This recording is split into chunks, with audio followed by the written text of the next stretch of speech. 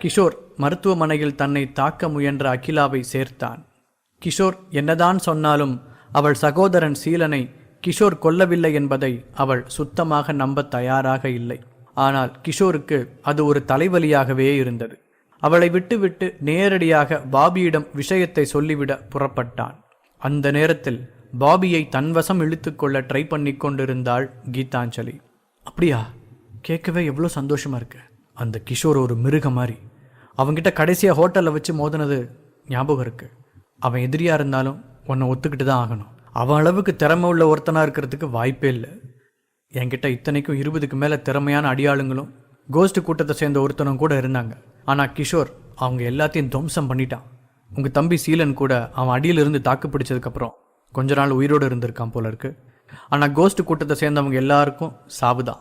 அவங்கிட்ட இன்னொரு வாட்டி சண்டை போடுற நிலைமை என் வாழ்க்கையில் வந்திருக்க வேணான்னு சொல்லி நான் கடவுளை வேண்டிக்கிறேன். உங்கள் சிஸ்டர் அகிலா ரொம்ப பெரிய திறமசாலின்னு கேள்விப்பட்டிருக்கேன். நிச்சயமாக உங்கள் சிஸ்டர் கிஷோரை ஒரு வழி பண்ணி அவன் தலையை அங்கே எடுத்துகிட்டு வந்துடுவாங்கன்னு நான் நம்புகிறேன் என்றாள் கீதாஞ்சலி. ரொம்ப நன்றி கீதாஞ்சலி.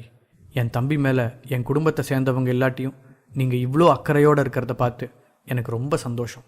நீங்கள் உங்களால் முடிஞ்ச வரைக்கும் என் தம்பியை காப்பாற்ற பாடுபட்டிருப்பீங்கன்னு நான் பூரணமாக நம்புகிறேன். ஆனால் இன்னும் கொஞ்ச நேரத்தில் எல்லாத்துக்கும் பதில் கிடச்சிரும். அந்த கிஷோரை கொண்டுட்டா மட்டும் போதும். எங்கள் குடும்பத்தில் எல்லாமே பழைய நிலைமைக்கு வந்துடும். ஏன்னா எங்களுக்கு இருக்கிற ஒரே ஒரு த்ரெட் அவன்தான். இந்த மாதிரி எதிரிகள் எல்லாம் முளையிலேயே கிள்ளி எறிஞ்சிடணும். இந்த பிரச்சனை வந்திருக்கும்போது நாங்கள் எல்லாரும் கூட இருந்திருந்தா இப்படியெல்லாம் நடக்க விட்டுருக்க மாட்டோம். சரி, அதெல்லாம் இப்போதைக்கு பேசிக்கிட்டு மிஸ் கீதாஞ்சலி, உங்களை பற்றி சொல்லுங்கள். நீங்கள் பெரிய கைன்னு கேள்விப்பட்டிருக்கேனே தவிர நீங்கள் எந்த கூட்டத்தை சேர்ந்தவங்கன்னு எனக்கு சரியாக தெரியல. நீங்கள் ஏதாவது பெரிய பரம்பரையோட கிளையாக இருக்கீங்களா, இல்லை நீங்கள் இப்போ வந்திருக்கிற புதுசாக ஏதாவது குரூப்பா என்று கேட்டான் பாபி. நான் தனியாக ஒரு கிளை குரூப், புதுசாக வந்தவனை மட்டும் சொல்லிக்கலாம். ஏன்னா நான் எனக்கான தனி அடையாளத்தை உருவாக்க பாடுபட்டுக்கிட்டு இருக்கிற ஒருத்தி. அந்த அடையாளமும் உருவாயிடுச்சு. எல்லாரும் என் பரம்பரை பேரை சொல்லி எனக்கு குறிப்பிடுறது கிடையாது, என்ன சொல்லி தான் குறிப்பிடுறாங்க. அது இருந்தாலும் யாரும் எங்கிருந்து வந்தோன்னு மறக்கவே கூடாது. நான் ஒரு பெரிய பின்னணி கொண்ட கூட்டத்தை சேர்ந்தவ.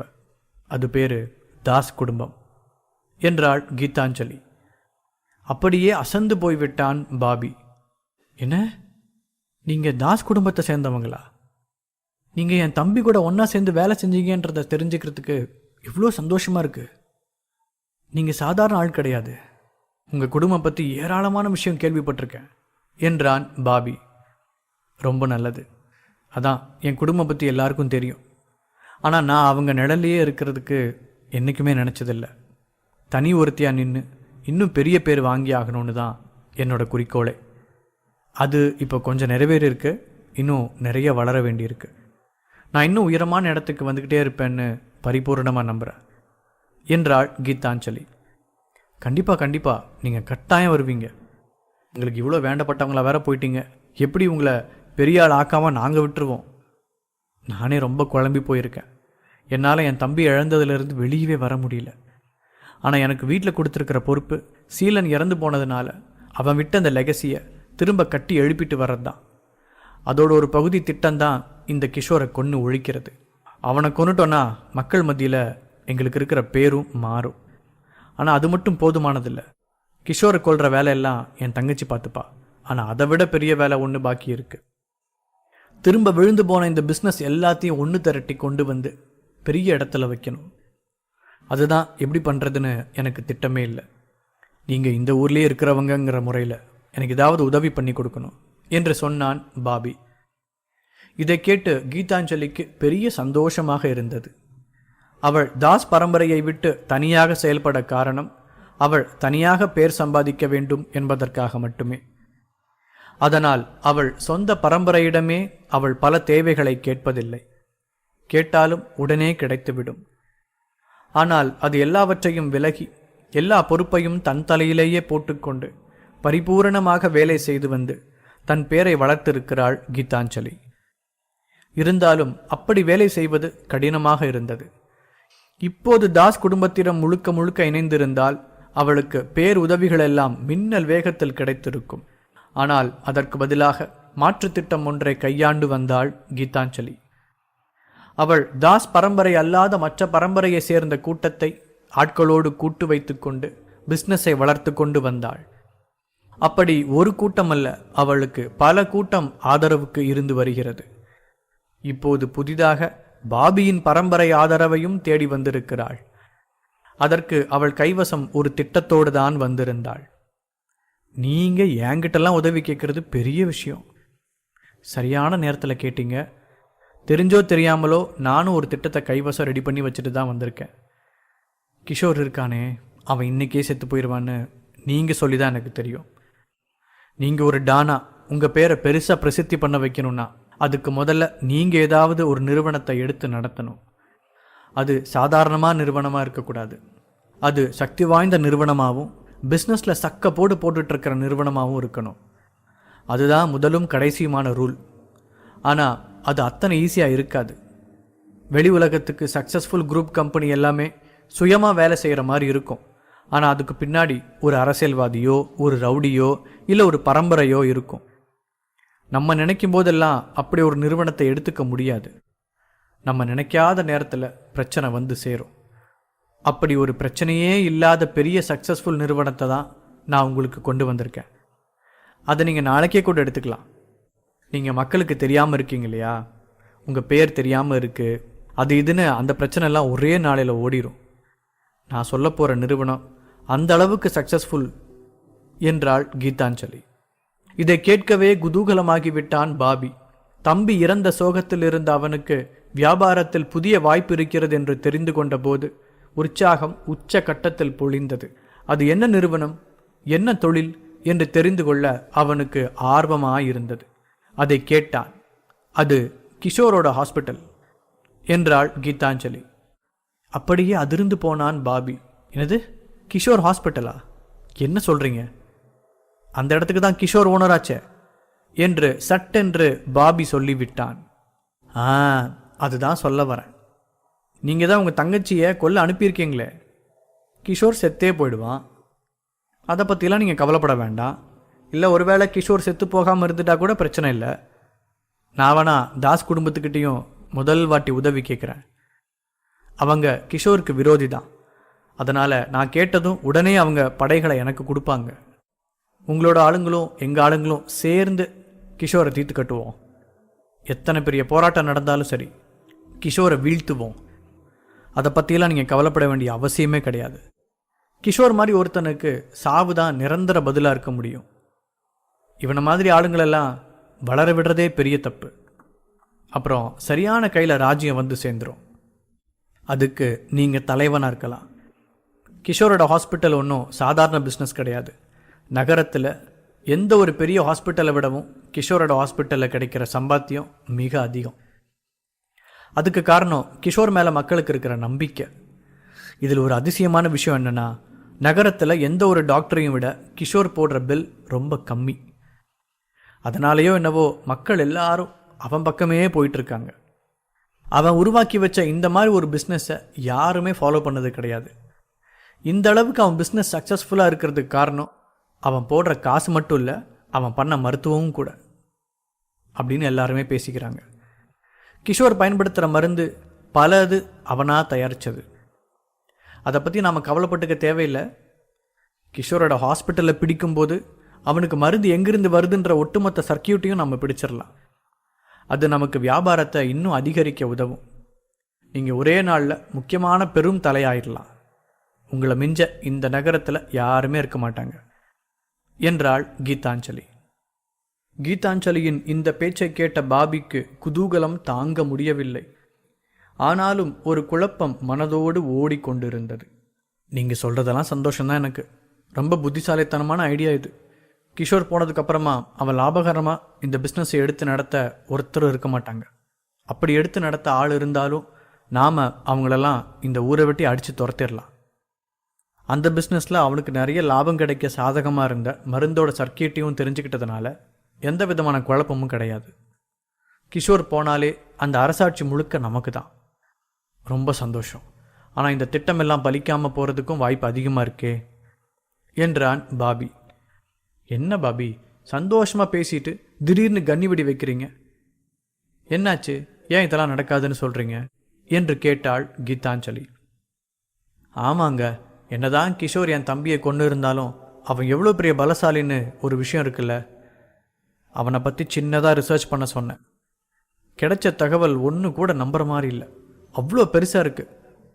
அவனை மோதினவங்க லிஸ்டெல்லாம் எத்தனை பெரிய உயரத்தில் இருந்தவங்களெல்லாம் பயமே இல்லாத துணிச்சலாக அட்டாக் பண்ணி சாச்சிட்டு நின்று இருக்கான். எந்த ஒரு டானாலையும் இப்படி ஒரு மைண்ட் செட்டில் இருக்க முடியாது. அவன் ஒரு ரவுடியை அடித்தான்னா உடனடியாக அவன் இடத்த கான்குவர் பண்ணி ஆகணும். ஆனால் கிஷோர் பாருங்க, எந்த இடத்தையும் கான்குவர் பண்ணல. தோக்கடிச்சதோட சரின்னு அப்படி அப்படியே போட்டுட்டு போயிருக்கான். அவன் ஜெயிச்ச ஆட்களோட உடைமை, அவன் கண்ட்ரோலில் இருந்த ஏரியா எல்லாத்தையும் எடுத்துக்கிட்டு இருந்திருந்தாலே இந்நேரம் உலகத்தில் இதுவரைக்கும் யாருமே வச்சிருக்காத பெரிய சாம்ராஜ்யத்துக்கு தலைவனாக இருந்திருப்பான். ஆனால் அதெல்லாம் எடுத்துக்காம சிவன் போக்கு சித்தன் போக்குன்னு விட்டுட்டு போயிட்டான். இந்த ஹாஸ்பிட்டல் கூட அவன் கான்கோர் பண்ணதில்லை. அந்த டாக்டர் ஒருத்தர் அவரே வலுக்கட்டாயப்படுத்தி கிஷோர் கையில் கொடுத்துட்டு போனது அப்படின்னு தெரியுது. அது மட்டும் இல்லாமல் கிஷோர் சம்பந்தமே இல்லாத பல தொழில்களில் ஏதோ ஒரு விதத்தில் சம்மந்தப்பட்டிருக்கான். அவன் தான் அந்த தொழிலை நடத்திட்டு இருக்கானான்னு பார்த்தா அதுவும் கிடையாது. அவர் உருவாக்குனவங்க இயக்கிட்டு இருக்காங்க. ஆனால் அதிலிருந்து கிஷோர் எப்பவும் விலகி புது இடத்துக்கு போய்கிட்டே இருக்கான். எனக்கு இதுதான் பயம். ஒரு விஷயத்தை தன் உடமையாக வச்சிருக்கிறவனை லாக் பண்ணிடுறது ஈஸி. அவன் ஆசை அந்த பொருள் மேலே இருக்குன்னு சொல்லி லாக் பண்ணிடலாம். ஆனால் கிஷோர் மாதிரி ஒரு சாமியார் போக்கில் இருக்கிறதுனால அவனை யாருமே பின்தொடர்ந்து போய் பிடிக்க முடியல. அந்த மாதிரி தனக்கு எந்த பேர்டனும் கிடையாது. எனக்கு எதுவும் இல்லை, அதனால் நான் பயப்பட தேவையில்லைன்னு ஒரு விஷயம் இருக்குது பார்த்தீங்களா. அதுதான் கிஷோரை ரொம்ப தைரியமானவனாக ஆக்குது. இதை எல்லாத்தையும் விட அவன்கிட்ட இருக்கிற பலம் பற்றி வேற சொல்கிறாங்க. எப்படி ஒத்த ஆளாக நின்று அவனால் இத்தனை பேரை ஜெயிக்க முடியுது. அதுவும் என் தம்பி செத்த சம்பவத்தையே எடுத்துக்கலாம். ஏகப்பட்ட பேரை அடிச்சு போட்டிருக்கான் கிஷோர். அவங்களெல்லாம் தாண்டி தான் என் தம்பியை போட்டு தள்ளியிருக்கான். நீங்கள் ஈஸியாக சொல்கிற மாதிரி கிஷோரை ஜெயிச்சிட முடியுமான்ற டவுட்டு எனக்கு ரொம்பவே இருந்துக்கிட்டு இருக்கு என்று சொன்னான் பாபி. பாபி பேசியதை கேட்டு ஒரு வினாடி திக்கு முக்காடி போய்விட்டாள் கீதாஞ்சலி. அவளே கிஷோரை பற்றி அத்தனை ஆய்வு செய்து வைக்கவில்லை. இத்தனை நுணுக்கமாக தன் எதிராளி பற்றி டீட்டெயில் சொன்னால் அவள் என்ன செய்வாள் பாவம். அவளுக்கு தன்னையும் தனக்கடுத்து கிஷோர் போரிட்டு ஜெயித்த ஆட்களை பற்றியும் நன்றாகவே தெரியும். ஆனால் இப்போது உள்ள கதை வேறு. கிஷோர் தன்னை மோதுவதற்கு முன்னால் எப்பேற்பட்டவர்களையெல்லாம் தீர்த்துவிட்டு வந்திருக்கிறான் என்று தெரிவது. அவளுக்கு கிஷோருக்கும் கோஸ்டுக்கும் உள்ள பகை தெரியும். ஆனால் அது அவன் பகைத்து கொண்ட நூற்றுக்கணக்கான குழுக்களில் ஒன்றுதான் என்பது இப்போதுதான் தெரியும். ஒரு பெரிய மலை கூட மோதிக்கொண்டு இருக்கிறோம். அந்த மலையை எதிர்க்க இன்னொரு மலையிடம் போய் கேட்டால் அதுவும் அந்த மலையின் பெருமையே பேசிக்கொண்டிருக்கிறது என்றால் என்ன செய்ய முடியும்? அட நீங்க என்ன கிஷோரை பற்றி இத்தனை விஷயம் பேசிக்கிட்டு இருக்கீங்க? அவன் பலசாலிதான், அதெல்லாம் நான் துளி கூட மறுக்கிறதா இல்லை. ஆனால் நீங்கள் அதுக்குன்னு அவனை ஆஹா ஓகன்னு இப்படியெல்லாம் பேசக்கூடாது. எனக்கு நம்பிக்கை இருக்கு. கிஷோர் எத்தனை பெரிய எதிரிங்களை வீழ்த்திட்டு வந்தாலும் சரி, அவன் உங்கள் முன்னாடி ஒன்றும் கிடையாது. நம்ம 2 பேரும் கை கோர்த்துட்டு அவனை அடித்தா அவன் அதெல்லாம் தாங்கிட்டு இருக்க மாட்டான். அதுவும் நான் எதுக்கு இத்தனை கவலைப்படணும்? எல்லா பிரச்சனையும் முதல்ல நம்மக்கிட்ட வரப்போகிறதே கிடையாது. எல்லாம் உங்கள் தங்கச்சி அகிலாவே முடிச்சு வச்சிருவாங்க. நீங்கள் கிஷோர் பற்றி அத்தனை பெருமை சொல்லியிருக்கீங்க இல்லையா? உங்கள் தங்கச்சியோட வாழ்வீச்சு திறமை பற்றி நானும் கேள்விப்பட்டிருக்கேன். கிஷோருக்கு கொஞ்சம் கூட சளைச்சவங்க கிடையாது அவங்க. நீங்கள் உங்கள் கவலையை விடுங்க. கிஷோரோட முடிவை எழுதியாச்சு. அவன் உயிர் போறதை யாரும் தடுக்க முடியாது என்றாள் கீதாஞ்சலி உத்தரவாதமாக. படுவேகமாக ஒரு கார் கல்லறை தோட்டத்துக்குள் புகுந்து வந்தது.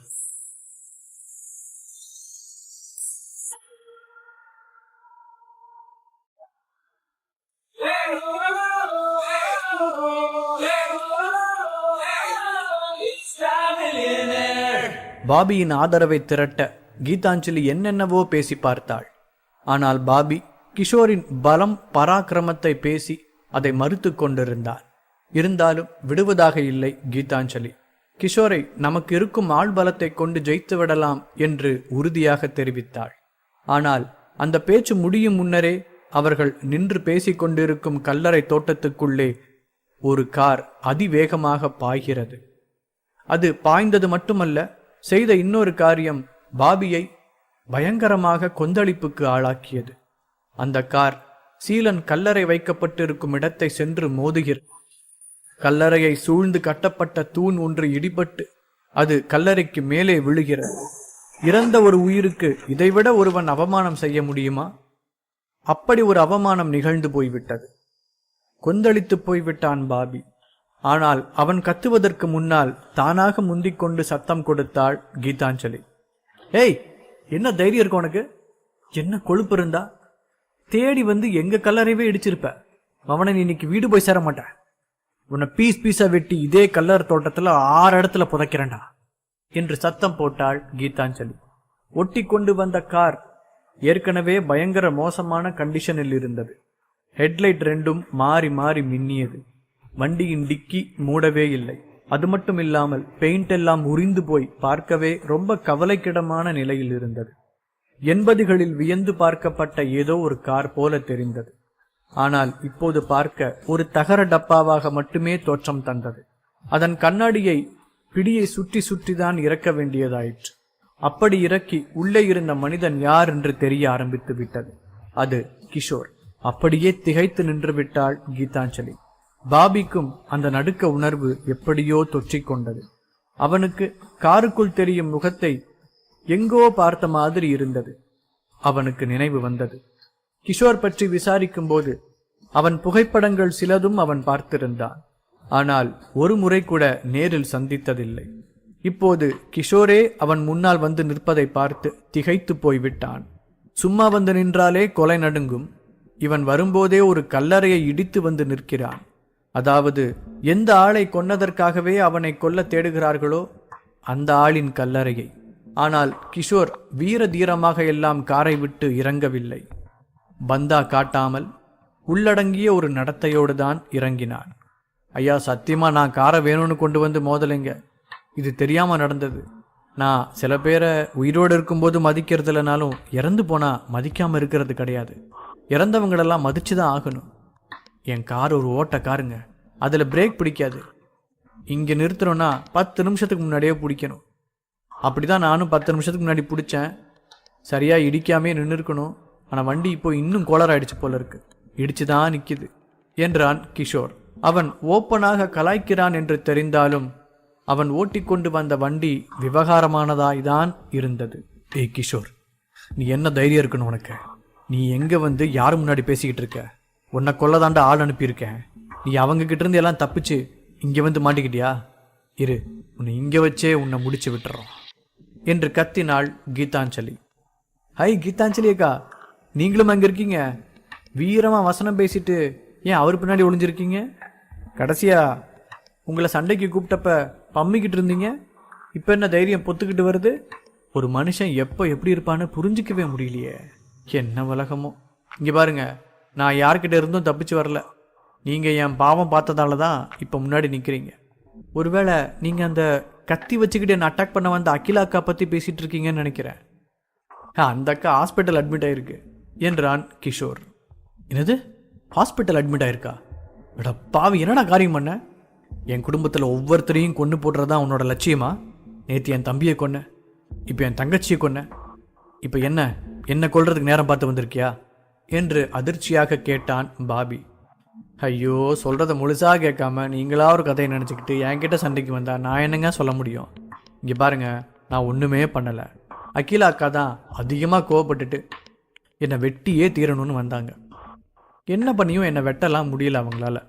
அப்புறம் வெறுங்கையில் சண்டை போடுறான்னு வீராப்பா வந்தாங்க.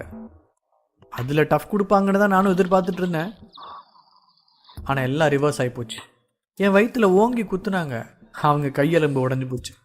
எனக்கு அவங்கள கொல்ற நோக்கம்லாம் இல்லை. ஏன், யாரையுமே கொல்ற நோக்கம் எனக்கு இல்லை.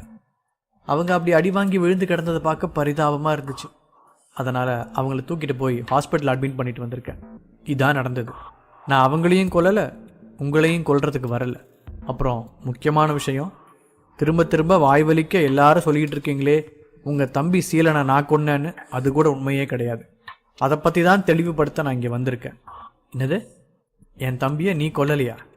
இதனடா புது கதை அளந்துக்கிட்டு இருக்க? ஊரில் எல்லாருக்கும் தெரியும் நீ தான் கொன்னான்னு.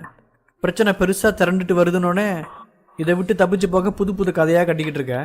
இப்போ என்ன சொல்ல போகிற?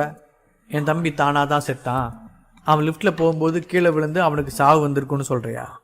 இந்த கதைலாம் என்கிட்ட விடாத. அதெல்லாம் போயின்னு அவன் பாடியை நாங்கள் செக் பண்ணி பார்க்கும்போது தெரிஞ்சிருச்சு. நீ இதுக்கு மேலே எந்த கதையும் அளக்க முடியாது. கிஷோர், உன் ஆட்டம் இத்தோட க்ளோஸ் என்றான் பாபி.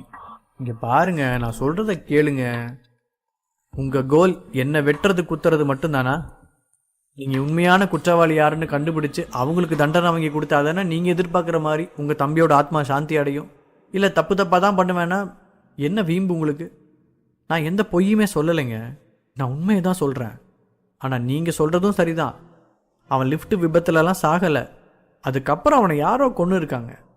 அவனை லிஃப்ட்டில் ஏற்றி விட்டதுக்கப்புறம் என்ன நடந்ததுன்னு எனக்கு தெரியவே தெரியாது. ஆனால் அதுக்கப்புறம் தான் எனக்கு எல்லாமே தெரிய வந்தது.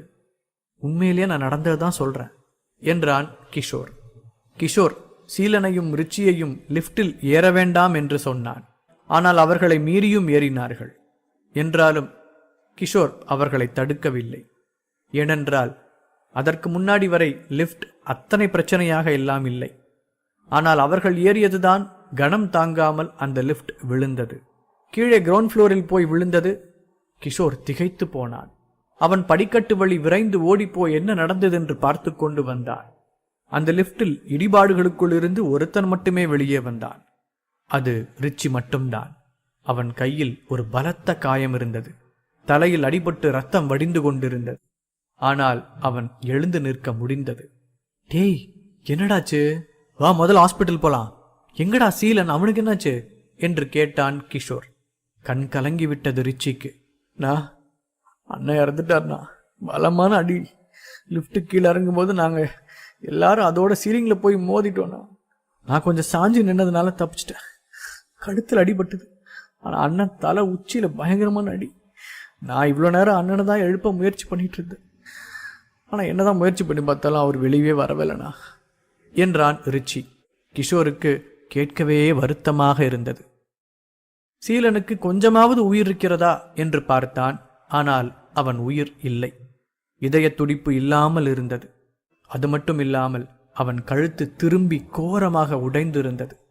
கிஷோர் ரிச்சியை கொண்டு போய் மருத்துவமனையில் சேர்த்தான். அவனுக்கு நல்ல சிகிச்சை வழங்கப்பட்டு வந்தது. அவனை அட்மிட் செய்துவிட்டு டெய்லி அவனை பார்த்துவிட்டு வருவான். ஆனால் அப்படி ஒரு நாள் கிஷோர் அவனை பார்க்க மருத்துவமனைக்கு போனான். அவன் மருத்துவமனையில் இறந்து போய்விட்டதாக சொன்னார்கள்.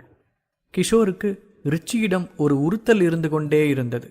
அவன் ஏதோ ஒரு விஷயத்தை மறைக்கிறானோ என்று தோன்றிக்கொண்டே இருந்தது.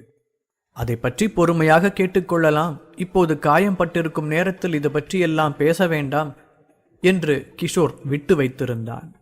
ஆனால் இப்போது அது பெரிய விஷயமாகிக் கொண்டிருந்தது. அவன் மனது தொடர்ந்து ரிச்சி மறைப்பது என்ன என்று கேள்வியைத்தான் திரும்ப திரும்ப கேட்டுக்கொண்டிருந்தது. ரிச்சி மேலே கிஷோருக்கு ஆரம்பத்தில் எந்த சந்தேகமும் ஏற்படவில்லை. அவன் முதலில் நட்பாகத்தான் தோன்றினான். ஆனால் இந்த லிஃப்ட் விபத்து சம்பவத்துக்கு பிறகு அவன் பாவனையும் அவன் பழகிய விதமும் சரியில்லை. ரிச்சி எதையோ மறைக்கிறான் என்று பக்காவாக தெரிந்தது. ஆனால் அவன் எங்கே போனான் என்று ஒரு தகவலும் இல்லையே. எப்படி கண்டுபிடிப்பதென்று ஒரே குழப்பம். கிஷோர் அதற்கு மேல் தன் தலையை போட்டு குழப்பிக்கொள்ளவே இல்லை. அந்த விஷயத்தை தன் மூளையை விட்டு எடுத்து விட்டான். அப்படி ஒரு சந்தர்ப்பத்தில் கிஷோர் ஒரு நாள் ஃபேன்சி ஸ்டோருக்கு போய் தனக்கு தேவையான பேனாவும் நோட்டும் வாங்கப் போயிருந்தான். கடையை விட்டு வெளியே வந்ததும் பட்டென்று ரிச்சியின் முகம் தெரிந்தது. டே ரிச்சி, இங்கென்னடா பண்ற என்று கத்தி விழித்தான் கிஷோர். ஆனால் ரிச்சி கிஷோருக்கு சந்தோஷமாக பதில் ஏதும் சொல்லவில்லை. ஒரு திகைப்போடுதான் அவனை பார்த்தான். பார்த்த மறு வினாடி இப்படியே ஓட்டம் எடுத்து விட்டான். கிஷோருக்கு ஒரு வினாடி என்ன நடக்கிறதென்றே புரியவில்லை. எதற்கு தன்னை பார்த்து பயந்து ஓட வேண்டும் என்று யோசித்தான். அவனுக்கு ஏதோ புரிவது மாதிரி இருந்தது. உடனே கிஷோரும் ஓடிப்போய் ரிச்சியை பின்னால் துரத்திச் சென்றான். ஒரு இடுக்கமான சந்தில்தான் ரிச்சி கிஷோர் கையில் மாட்டினான். ஓங்கி அவன் முகத்திலேயே அறைந்தான் கிஷோர். டேய், என்னடா நடக்குது? என்ன பண்ண? எதுக்கு என்னை பார்த்த உடனே ஓடின? கடைசியாக உன்னை சந்திச்சப்ப சாதாரணமாக தானடா பேசிகிட்டு இருந்த. நீ எதையாவது மறைக்கிறியா? என்னை பார்த்து அதை உளறிடுவோம்னு தான் ஹாஸ்பிட்டலை விட்டு ஓடிட்டு இருக்கியா என்று கேட்டான். கிஷோர் விட்ட அறைக்கும் கேட்ட கேள்விக்கும் அவனால் சரியாக ஒரு பதில் சொல்லவே முடியவில்லை. கிஷோர் கடும் உக்கிரத்தில் இருந்தான். வரும் கோபத்துக்கு அவனை காலி பண்ணி விடுவோமோ என்று தோன்றிவிட்டது கிஷோருக்கு. அவனை இழுத்து கொண்டு போய் லிஃப்ட் விபத்து நடந்த அதே லாட்ஜில் திரும்பவும் ரூம் போட்டு ரிச்சியை அடைத்து வைத்தான். அந்த ஹோட்டலில் ஒவ்வொரு கதவுக்கும் மேல் ஒரு இரும்பு கம்பி கதவு இருந்தது. ஜன்னல்களெல்லாம் சின்னது. அதன் வழியாக ஒருத்தன் தப்பித்தெல்லாம் வெளியே செல்ல முடியாது. கிஷோர் ரிச்சியை அடித்தெல்லாம் டார்ச்சர் செய்வதில்லை. அவனை வெறுமனே அடைத்துதான் வைத்திருப்பான். அவனை முதல் தடவை அடைக்கும் போதே அவன் கையில் இருந்து பேக்கை பிடுங்கிவிட்டான். அந்த பேகுக்குள் ஒரு டப்பாவில் ஒரு விசித்திரமான ரப்பர் பொருள் இருந்தது. அது என்ன என்று பார்த்தால் அது தோல் முகமூடி என்று தெரிந்தது. தத்ரூபமாக ஒருவனின் முகச்சாயலை தாங்கியிருந்தது. அது யாருடைய முகம் என்று தத்ரூபமாக தெரிந்தது. அதிர்ச்சியாக இருந்தது. போய் அந்த முகமுடியை எறிந்தான் ரிச்சியின் மீது. என்னடா அது? இதுக்கு என்னோட முகம் மாதிரி ஒரு முகமுடி செஞ்சு கையில் வச்சுக்கிட்டு சுற்றிக்கிட்டு இருக்க? என்ன பண்ணிட்டு இருக்க நீ? உண்மையை சொல்லு. உன்கிட்ட கேட்கறதுக்கு எனக்கு நிறைய கேள்வி இருக்கு. எனக்கு யாரையும் அடிக்கிற மூடு இல்லை. இப்போ நீ என்ன செஞ்சிட்டு இருக்கான்னு நீயா சொல்லிடு. இங்கே ஒன்றுமே நடக்காது. நான் உன்னை அடிக்க போகிறதும் இல்லை, டார்ச்சர் பண்ண போகிறதும் இல்லை. நீ இந்த இடத்த விட்டு வெளியே போக முடியாது. சோறு தண்ணி இல்லாமல் செத்து போவ என்றான் கிஷோர். ரிச்சி எதுவும் சொல்லாமல் அமைதி காத்து கொண்டிருந்தான். அவன் எதையும் சொல்ல தயாராக இல்லை என்று கிஷோர் கிளம்பி வெளியே போய்விட்டான். அவனை திரும்பி அன்று ராத்திரி வந்து கிஷோர் சந்தித்தான். சந்திப்பதென்றால் முகத்தை ஒரு பார்வை பார்த்ததோடு சரி. ஒரு பார்சலில் சாப்பாடு எடுத்து வந்தான். அதை தரையில் வைத்து தள்ளிவிட்டு விட்டு அறையை மீண்டும் பூட்டிவிட்டு போய்விட்டான். கிஷோர் இப்படியே கொஞ்ச நாள் செய்தான். அவனிடம் பதிலேதும் கேட்கவில்லை. அவன் என்ன செய்து கொண்டிருந்தான் என்று ரிச்சிக்கே சொல்ல வேண்டும் போல அவ்வப்போது தோன்றும். ஆனால் கிஷோர் பேசாததால் அவனும் முடிந்தவரை அமைதியாக இருந்தான். அதில் வேறு கிஷோர் தினமும் நேரம் தவறாமல் 3 வேளையும் சாப்பாடு போட்டு கொண்டிருந்தான். அது வேறு இன்னும் உறுத்தியது. கிஷோர் அவனை அடிக்காமல் விட்டு போவது ஒரு விதமான சைக்காலஜிக்கல் கேம் என்று அவனுக்கு தெரியும். ஆனால் அது அவனுக்கு அப்படியே வேலை செய்தது. கிஷோர் இதற்கு முன்னால் ரிச்சியை ஒரு அறைக்குள் அடைத்து வைத்தபோது அண்ணன் போல பழகினான். ஆனால் அந்த நட்பை உடைக்கும் விதமாக அவன் கிஷோருக்கு துரோகம் செய்துவிட்டது வெளிப்படையாக தெரிந்தது. அதனால் இப்போது கிஷோர் அவனுக்கு ஒரு கில்ட்டை ஏற்படுத்தி கொண்டே இருந்தான். இது கொஞ்சம் கொஞ்சமா ரிச்சியை வறுத்து கொண்டே இருந்தது. ரகசியம் அவனுக்குள் சேர்ந்து சேர்ந்து ஒரு நாள் வெடித்து சிதற வைப்பது போல பெரிதாய் வளர்ந்து விட்டது. ஒரு நாள் கிஷோர் சாப்பாடு எடுத்து கொண்டு வந்தபோது தாங்க முடியாமல் கத்தினான் ரிச்சி. யோ, என்னையா பண்ணிட்டு இருக்க? என்னை வெளியே விடு. இல்ல அடிச்சு பிடிச்சு விசாரி. எதுக்கு என்னை உள்ள அடைச்சு தினமும் இப்படி நல்ல சாப்பாடு வாங்கி கொடுத்து டார்ச்சர் பண்ணிட்டு இருக்க? என்னை என்ன பண்ண பாக்குற? இப்படி நல்ல சாப்பாடு கிடைச்சா போதும்னு நான் வாழ்க்கையே இல்லாம இந்த ரூம்ல உட்காந்துருப்பேன்னு நினைக்கிறியா? பைத்தியம் பிடிக்கிற மாதிரி இருக்கியா? டெய்லி ஜன்னல் வழியா தெரிகிற கம்பத்துல எத்தனை காக்கா உட்காந்துருக்குன்னு எனக்கு இப்போ கரெக்டா தெரியும். அது ஒவ்வொன்றுக்கும் பேர் வச்சிருக்கேன். நான் இப்படியே போனா பைத்தியம் ஆயிடுவேன் என்றான் ரிச்சி அழாத குறையாக. எனக்கு வேண்டியது ஒண்ணுதான், உண்மை என்றான் கிஷோர். தொலைக்கிறேன், சொல்லி தொலைக்கிறேன் என்று கதறினான் ரிச்சி.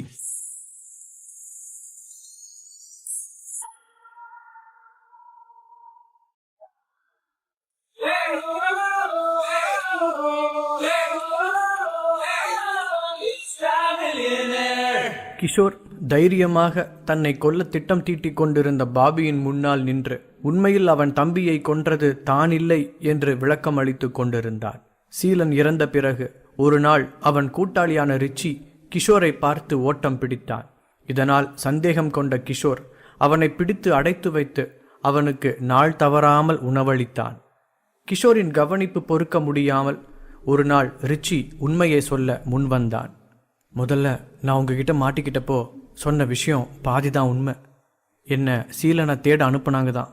ஆனால் அவனை கண்டுபிடிக்கிறது மட்டும் என்னோட வேலை இல்லை. அவனை கண்டுபிடிச்சு கொல்லணும், அது எனக்கு ஒப்படைக்கப்பட்டிருந்த வேலை. அதைத்தான் நான் பண்ணேன். உங்ககிட்ட மாட்டிக்கிட்ட அப்புறமும் நான் என் நம்பிக்கையை விட்டு கொடுக்கறதா இல்லை. நான் இப்படியாவது சீலனை கண்டுபிடிச்சே ஆகணும்னு மன உறுதியோடு இருந்தேன். அதுக்கு தான் தக்க சமயம் எதிர்பார்த்து காத்துக்கிட்டு இருந்தேன். நான் எதிர்பார்த்த மாதிரியே நீங்களும் என்னோட நட்பாகிட்டீங்க. இது எனக்கு பெரிய வலிமையாயிடுச்சு. அப்புறம் உங்ககிட்டயே சீலனை காப்பாற்றிட்டு போகிறவன் மாதிரி நாடகம் ஆடி அங்கேயே அவனை எனக்கு காட்ட வச்சேன். அவனை பார்த்தாச்சு, ஆனால் கொல்ல முடியுமான்னு ஒரு டவுட் இருந்தது. ஏன்னா நீங்கள் அவனை விடுதலை பண்ணிட்டீங்க. அவன் நேராக அவன் வீட்டுக்கு தான் போவான். அப்போது அவனுக்கும் பாதுகாப்பு கிடச்சிரும். என் திட்டம் வீணாகி போயிடும். அதனால் அவனை வழியிலேயே கொலை பண்ணணும்னு நினச்சிக்கிட்டு தான் இருந்தேன். அப்போ தான் அந்த லிஃப்ட்டில் போய் அவன் ஏறினான். அப்போ சரியான நேரம் பார்த்து அந்த லிஃப்ட்டு சொல்லி வச்ச மாதிரி அருந்து கீழே விழுந்தது. அப்போ கூட எனக்கு சீலனை கொல்றதுக்கு அதுதான் சந்தர்ப்பம்னு தோணவே இல்லை. நானும் சேர்ந்து சாக போகிறேன்னு தான் நினச்சேன். ஆனால் நாங்கள் கடைசி ஃப்ளோரில் தரையில் போய் விழுந்தப்போ 2 பேரும் உயிரோடு தான் இருந்தோம். எனக்கு கொஞ்சம் காயம், அவனுக்கும் கொஞ்சம் காயம். லிஃப்ட்டுக்குள்ளே ஏகப்பட்ட வயர் அதெல்லாம் உடஞ்சி உள்ளே வந்திருந்தது. சுவரும் உடஞ்சி போச்சு. யாராலையும் நகர முடியல. அந்த நேரம் நான் சீலனை தேடி பார்த்தப்போ என்னை விட தெளிவாக இருந்தான்.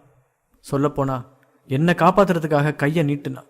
நான் தான், அண்ணே உங்கள் கையை பிடிச்சி நான் வெளியே வர முடியாது, இங்கே ரொம்ப இடுக்கமாக இருக்குது, நீங்கள் ட்ரை பண்ணி வெளியே போக பார்த்தீங்கன்னா நானும் உங்கள் பின்னாடி அப்படியே வந்து சேர்ந்துப்பேன்னு மட்டும் சொன்னேன்.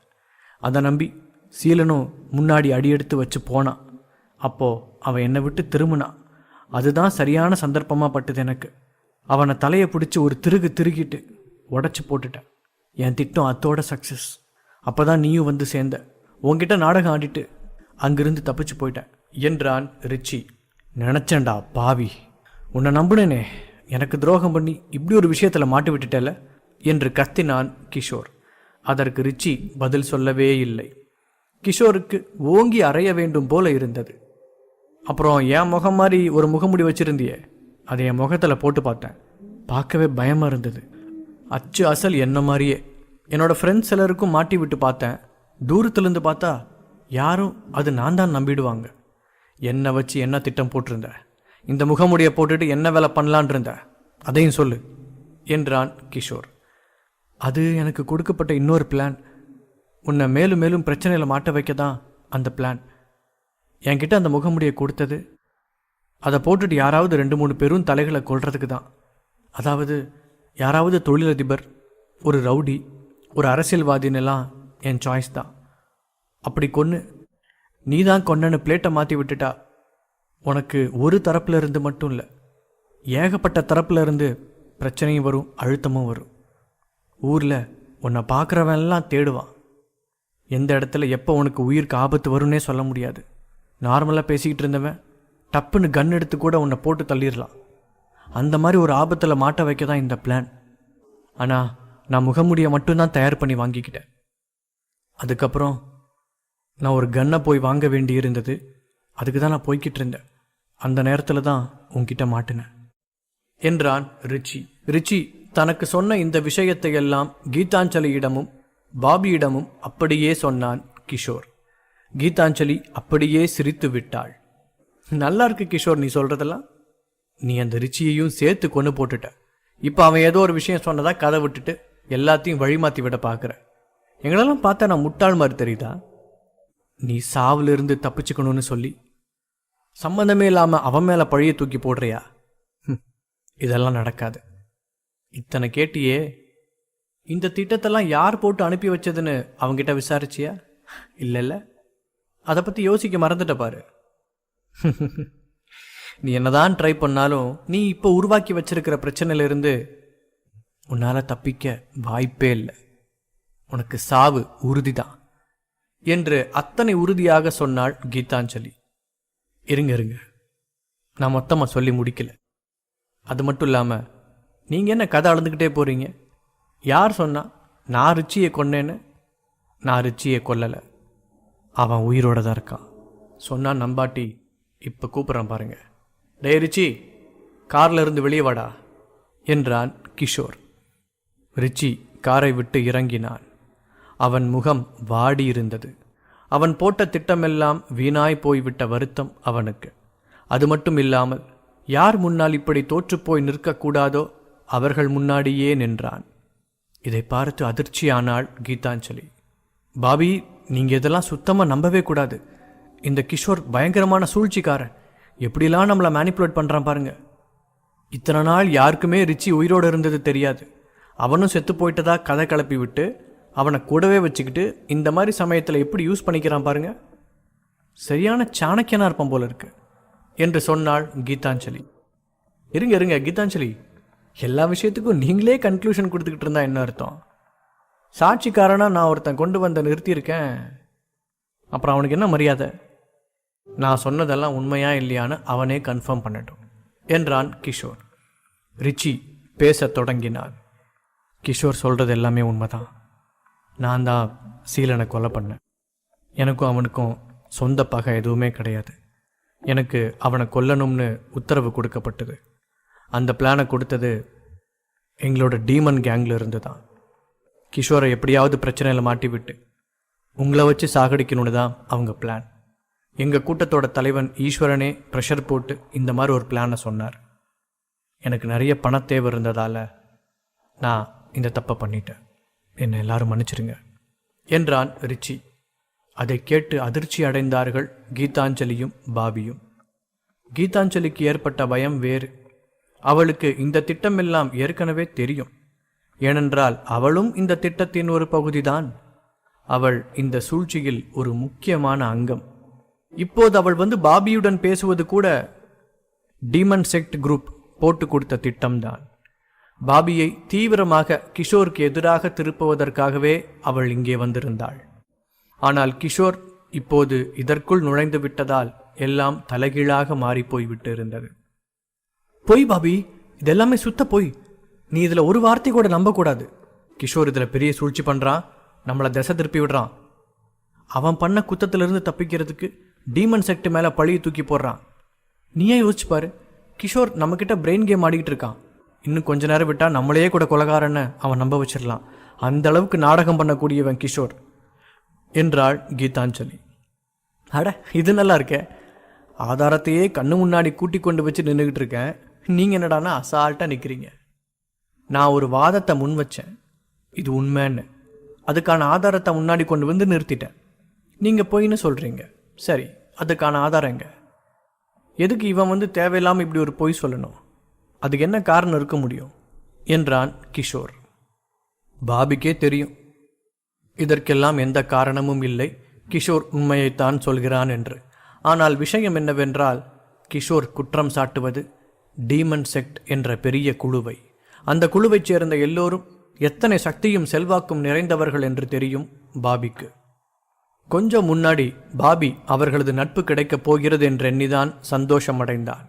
ஆனால் இப்போது எல்லாம் தலைகீழாக நடக்கிறது.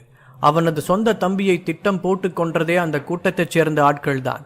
ஆனால் அப்படி ஒரு திட்டத்தின் அங்கமாக பயன்படுத்தினாலும் கிஷோருக்கு எதிராக திரண்டால் அந்த கூட்டத்தின் நட்பும் கிடைக்கும் என்று பாபி ஒரு கணக்கு போட்டான். நடந்தது நடந்துவிட்டது. இறந்து போன தம்பிக்காக அழுது எதுவும் நடக்கப் போவது கிடையாது. தம்பியின் இறப்பை எப்படி லாபகரமாக ஆக்க முடியும் என்பது பற்றி மட்டும்தான் சிந்தனை இருக்க வேண்டும். அதுதான் தன் குடும்பத்துக்கு நல்ல எதிர்காலத்தை கொடுக்கும் என்று பூரணமாக நம்பினான் பாபி. அதாவது கீதாஞ்சலி சொன்ன பொய்யை பொய் என்று தெரிந்தும் அதை உண்மை என்று ஏற்றுக்கொண்டான். இல்லை கிஷோர், நீ சொல்ற கதையெல்லாம் என்னால் நம்ப முடியாது. நீ தான் என் தம்பியை திட்டம் போட்டு கொண்டு இருக்க. நீ இந்த மாதிரி பொய் சொல்லிட்டு உன் எதிரிங்களான ஃப்ளாக் செக்டுக்கு எதிராக எங்களை மோத வைக்கலான்னு பார்க்குறியா? உனக்கு அவங்கள தனியாக சமாளிக்க முடியாதுன்னு மறைமுகமாக எங்களோட உதவியை நாடுற, அதுதானே? உன்ன மாதிரி ஒரு சூழ்ச்சி பண்ணுறவங்கிட்ட கொலகாரங்கிட்ட எல்லாம் நான் எந்த தொடர்பும் வச்சுக்க விரும்பலை. நீ என் தம்பியை கொன்னுட்ட, அதுக்கு பலன் உனக்கு இங்கே இப்போவே கிடைக்கும். கல்லறை தோட்டம் வரைக்கும் வந்துட்ட, சரியான இடத்துக்கு தான் வந்திருக்க. இங்கேயே உங்கள் 2 பேரையும் கொன்று புதைச்சரலானதாக இருக்க என்றான் பாபி. கிஷோருக்கு சிரிப்பு வந்தது. பிஸ்னஸ்மேன் பாபி, நீங்கள் பெரிய சண்டைக்காரன்னு இப்போ தான் எனக்கே தெரியும். நான் யார் என்னன்னு தெரிஞ்சுக்கிட்டு என்னையே சவாலுக்கு கூப்பிட்றதுக்கு தனி தைரியம் வேணும். வாங்க, சண்டை போட்டு நமக்குள்ளே இருக்கிற எல்லா பிரச்சனையும் தீர்த்துக்கலாம் என்று அழைத்தான் கிஷோர். உன் பிரச்சனைலாம் அப்புறம் இருக்கட்டும், முதல்ல இந்த துரோகியை சுடணும். இன்னும் எதுக்கு இங்கே நின்றுட்டு ரிச்சி? போயிட்டு வா, நரகத்தில் சந்திப்போம் என்று தன் கையில் இருக்கும் துப்பாக்கியை எடுத்து ரிச்சியை நோக்கி நீட்டினாள் கீதாஞ்சலி. கிஷோர் அதை எதிர்பார்த்திருந்தான். மின்னல் வேகத்தில் தரையில் கிடந்த சின்ன கற்களை எடுத்து அப்படியே அவள் மீது வீசினான். கீதாஞ்சலி தான் பிடித்து வைத்திருந்த துப்பாக்கியை போட்டுவிட்டாள். சிறிய கல்லாக இருந்தாலும் அது புல்லட் வேகத்தில் கீதாஞ்சலியின் கையில் தாக்கியது. அப்படியே மிரண்டு போனாள். இந்த பார் கீதாஞ்சலி, நீ அவசரப்பட்டு இந்த மாதிரி முட்டாள்தனமான முடிவெல்லாம் எடுக்கக்கூடாது. ரிச்சி என் பாதுகாப்பில் இருக்கிற சாட்சின்னு முதல்ல ஞாபகம் வச்சுக்க, சரியா என்றான் கிஷோர். பாபிக்கு இதற்கு மேலும் கிஷோரோடு பேசுவதில் எந்த பிரச்சனையும் இல்லை என்று தோன்றியது. போதும் கிஷோர், ஏதோ எங்கள் கூட்டத்துக்கு ஒரு நல்லது நடக்க போகிறது மாதிரி இருக்கு. இந்த சந்தர்ப்பத்தில் நீ வந்து குட்டையை குழப்பறது தான் துளி கூட அனுமதிக்க முடியாது. ஒழுங்கு மரியாதை இங்கிருந்து போயிடு, இல்லை தலைமறைவாயிடு. உனக்கு கடைசி வாய்ப்பு தரேன். இதை நீ எடுத்துக்கலன்னா இப்போ இதே இடத்துல நீ என்னென்ன கஷ்டத்தை அனுபவித்து சாக போகிறேன்னு உன்னால் கற்பனை கூட பண்ணி பார்க்க முடியாது. சொன்னா கேடு, இல்லை நான் இங்கே என் தங்கச்சி அகிலாவை கால் பண்ணி கூப்பிட வேண்டியிருக்கும். அவளை பற்றி உனக்கு தெரியாது என்று ஏதோ பெருமை பேச வந்தான் பாபி. ஆனால் கிஷோருக்கு பொத்து கொண்டு வந்து விட்டது. யாரு? நம்ம அகிலா தானே. அவளை பற்றி எனக்கு தெரியாதுன்னு யார் சொன்னது? அதான் அப்போவே சொன்னல. இப்போ கொஞ்சம் முன்னாடி தான் நான் அவளை மீட் பண்ணிட்டு வரேன். அவளும் நானும் தான் கொஞ்சம் முன்னாடி சண்டை போட்டுக்கிட்டு இருந்தோம். ஆனால் முடியும் போது அவசர கொடுக்கையாட்டும் என்னை குத்திட்டா. அவள் கை தான் உடஞ்சி போச்சு. அவளை தூக்கிட்டு ஹாஸ்பிட்டலில் போய் சேர்த்துருக்கேன். ஒன்றும் பயப்படலாம் வேண்டாம், அவளுக்கு கை மட்டும்தான் உடஞ்சிருக்கு என்றான் கிஷோர். சும்மா வாயை மூடு கிஷோர், எத்தனை கதை தான் அளந்துக்கிட்டு இருப்ப நீ. நான் இப்போவே அவளை கால் பண்ணி இங்கே வர வைக்கிறேன். அவள் வந்து உன்னை பார்த்துப்பா. அப்போ பார்க்குறேன் உன் பேச்சு எங்கே போகுதுன்னு என்று சொல்லிவிட்டு பாபி தன் ஃபோனை எடுத்து தன் தங்கை அகிலாவுக்கு கால் செய்தான். அகிலாவுக்கு ரிங் போய்கொண்டே இருந்தது. ஆனால் அவள் எடுக்கவே இல்லை. திரும்ப திரும்ப கால் போட்டு பார்த்தான், அவள் எடுக்கவே இல்லை. அவள் அப்படி எடுக்காமல் இருந்ததே கிடையாது. என்ன சூழலில் இருந்தாலும் அண்ணன் அழைக்கிறான் என்றால் பட்டென்று காலை அட்டன் பண்ணி விடுவாள். ஆனால் இப்போது அப்படி நடக்கவில்லை. அதான் நான் சொல்றேன் இல்லையா, அவன் தங்கச்சி அடிபட்டு ஹாஸ்பிட்டலில் கிடக்கிறான்னு. சொன்னா நம்புங்க என்று தன் போனை எடுத்து காட்டினான் கிஷோர். அவன் போனில் அவள் போட்டோ இருந்தது. அகிலா ஹாஸ்பிட்டல் பெட்டில் படுத்திருந்தாள். அவள் கைக்கு கட்டு போட்டிருந்தது. அவள் பார்க்கவே பரிதாபமாக இருந்தாள். அதிர்ச்சி தொற்றிக் கொண்டது பாபிக்கு. அவன் ஒருபோதும் தன் தங்கையை இந்த மாதிரி ஒரு கதியில் பார்த்தது கிடையாது. அவள் அளவுக்கு மனபலம் உள்ள ஒரு ஆளை அவன் அறிந்தது கூட கிடையாது. ஆனால் அவளையே இப்படி வீழ்த்தப்பட்டு பார்க்கும்போது பாபியின் பாதி பலம் போய்விட்டது போல இருந்தது. கிஷோர், நீ அதிகமான ஆபத்தை தொட்டு பார்த்துட்ட. இனி உனக்கு இங்கிருந்து தப்பிச்சு போக வழியே கிடையாது. இப்போ என்ன நடக்குதுன்னு பாரு என்று தன் போனை எடுத்தான் பாபி. அவன் போன் பேசி வைத்த 2 நிமிஷத்தில் அங்கே 10 வேன்கள் வந்து நின்றன.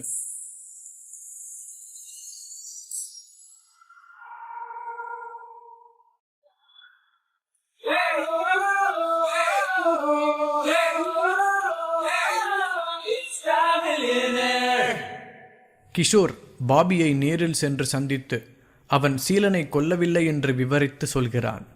ஆனால் அதை அவன் நம்புவதாக இல்லை. உடனடியாக அவன் சாட்சியான ரிச்சியை காட்டி உண்மையை விவரிக்கிறான். அது எதையுமே நம்புவதாக இல்லை பாபி. பாபிக்கு அதுதான் உண்மை என்று தெரிந்தாலும் கூட டீமன் செக்ட் என்ற வலுவான ரவுடிகள் கூட்டத்துக்கு எதிராக செயல்பட விரும்பவில்லை. அதனால் கிஷோரை தீர்க்க அடியாட்களை அழைத்தான். அவர்கள் நிறைய கார்களில் வந்து இறங்கினார்கள். கிஷோருக்கு அவர்களை பார்த்த மறுகணமே புரிந்துவிட்டது இவர்கள் கோஸ்ட் கூட்டத்தைச் சேர்ந்தவர்கள் என்று. கிஷோர் அடைந்த திகைப்புக்கு அளவே இல்லை. அவன் பயந்த ஒரு விஷயம் இதுதான், தன்னுடைய எதிரிகளெல்லாம் ஒன்று திரண்டு எதிராக நின்று விடுவார்களோ என்றுதான். கோஸ்ட் கூட்டம் அவன் எதிரி கூட்டமான 2 கூட்டத்துடன் ஏற்கனவே நட்பில் இருந்திருக்கிறது போல. இப்போது சமயம் பார்த்து எல்லோரும் ஒன்று சேர்ந்து முன்னால் தோன்றுகிறார்கள். கோஸ்ட் கூட்டத்தில் ஒருத்தன் சண்டைக்கு வந்தாலே தாங்க முடியாது. இப்போது பார்த்தால் 50 பேர் வந்து முன்னால் நின்றார்கள், கையில் வாளும் கத்தியுமாக. கிஷோரும் ரிச்சியும் சூழ்ந்து நடப்பதை திகைத்து பார்த்தபடி இருந்தார்கள். என்ன கிஷோர், மிரண்டு போய் நிற்கிற மாதிரி நடிக்கிற? ஓம் பலத்துக்கு இந்த கூட்டத்தில் எல்லாரும் சாதாரணம் தானே. நீதான் கோஸ்ட் கூட்டத்தோட தலைவனையே கொண்டு இருக்கியே. இந்த கூட்டம் இப்ப தலையில்லாத முண்ட மாதிரி சுத்திக்கிட்டு இருக்கு. உன் பேரை சொன்னாலே எங்க எப்பன்னு கூட கேட்காம தடால்னு வந்து நின்றுடுறாங்க. உன் மேல அவ்வளோ வெறி. அத்தனையும் எனக்கு சாதகமாக தான் இருக்கு. நான் ஒரு பிஸ்னஸ்மேன் டானா இருந்தாலும் எனக்கு நியாயம்னு ஒரு கான்செப்டே கிடையாது. எந்த பக்கம் லாபம் இருக்கோ அந்த பக்கம் நின்றுவேன். அதுதான் வெற்றிக்கு ரகசியம். இதை கற்றுக்கிட்டதுனால தான் இத்தனை வருஷமாக சக்ஸஸ்ஃபுல்லாக பிஸ்னஸ் நடத்திட்டு இருக்க முடியுது என்னால் என்றான் பாபி. உன் பிஸ்னஸ் மூளையை பார்த்து நான் வியக்கிறேன் பாபி. அதுக்குன்னு இத்தனை கேவலமாவா நடந்துப்ப? கொல்லப்பட்டது உன்னோட தம்பி. அவனுக்கு ஒரு நியாயம் கிடைக்கணும்னு நீ ஏன் நினைக்க மாட்டேங்கிற? உனக்கு பிஸ்னஸ் தான் முக்கியமாக போச்சுல? எப்படி தான் உங்களை மாதிரி ஆளுங்களால் இருக்க முடியுதோ? கொஞ்சம் கூட மனுஷத்தன்மையே இல்லாமல் என்றான் கிஷோர். எனக்கு மனுஷத்தன்மை இருக்கா இல்லையான்றது உனக்கு முக்கியம் இல்லை கிஷோர். முதல்ல உன் உயிர் உடம்புல இருக்கா இல்லையான்னு பாரு, அதான் முக்கியம். இப்போ இன்னும் கொஞ்ச நேரத்தில் நடக்க போகிற சண்டையில் நீ உயிர் பொழைச்சு முடிஞ்சா என் முன்னாடி வந்து நில்லு பார்ப்போம். அப்புறமா இந்த விஷயத்தெல்லாம் பேசிக்கலாம் என்றான் பாபி. கிஷோர், இதுக்கு மேலே அவ்வளோதான். உன் ஆட்டம் முடிஞ்சு போச்சு. வா, உன் திறமையை காட்டு என்றாள் கீதாஞ்சலி. டேய் நிறுத்துங்கடா. ஒருத்தன் கண் முழிச்சதுலேருந்து எத்தனை பேர்டா சண்டை போட முடியும்? இன்னைக்கு ஏற்கனவே என்னை 2 பேர் போட்டு காய்ச்சி எடுத்துட்டாங்க. அதுக்கு மேலே இந்த கூட்டத்தோட வேற சண்டை போடணுமா? போட முடியாதுன்னெலாம் இல்லை, போடலாம். ஆனால் விடிய விடிய சண்டை நடந்துக்கிட்டே இருந்தா எப்படி? சண்டை போட்டு ஒரே போராக இருக்கு. இந்த சண்டையை என்னோட அசிஸ்டண்ட் போடுவான் என்று சொன்னான் கிஷோர். யாருமே இல்லை அங்கே. அசிஸ்டண்ட் என்று யாரை சொல்கிறான் என்று யோசித்து பார்த்தார்கள் எதிரிகள். சட்டென்று கிஷோரின் ஓட்டை காரில் ஒரு கதவு திறந்து கொண்டது. அதிலிருந்து யாரோ காலை எடுத்து வெளியே வைத்தார்கள். யார் அது என்று பார்வை வீசினால் அது ஒரு பெண். அது பாயல். பாயல் எதற்கும் தேவைப்படுவாள் என்று கிஷோர் முந்தியே கூட்டி வந்திருந்தான். கிஷோருக்கு இவர்களோடு சண்டை போட முடியாமல் இல்லை, சண்டை போர் அடித்து விட்டது.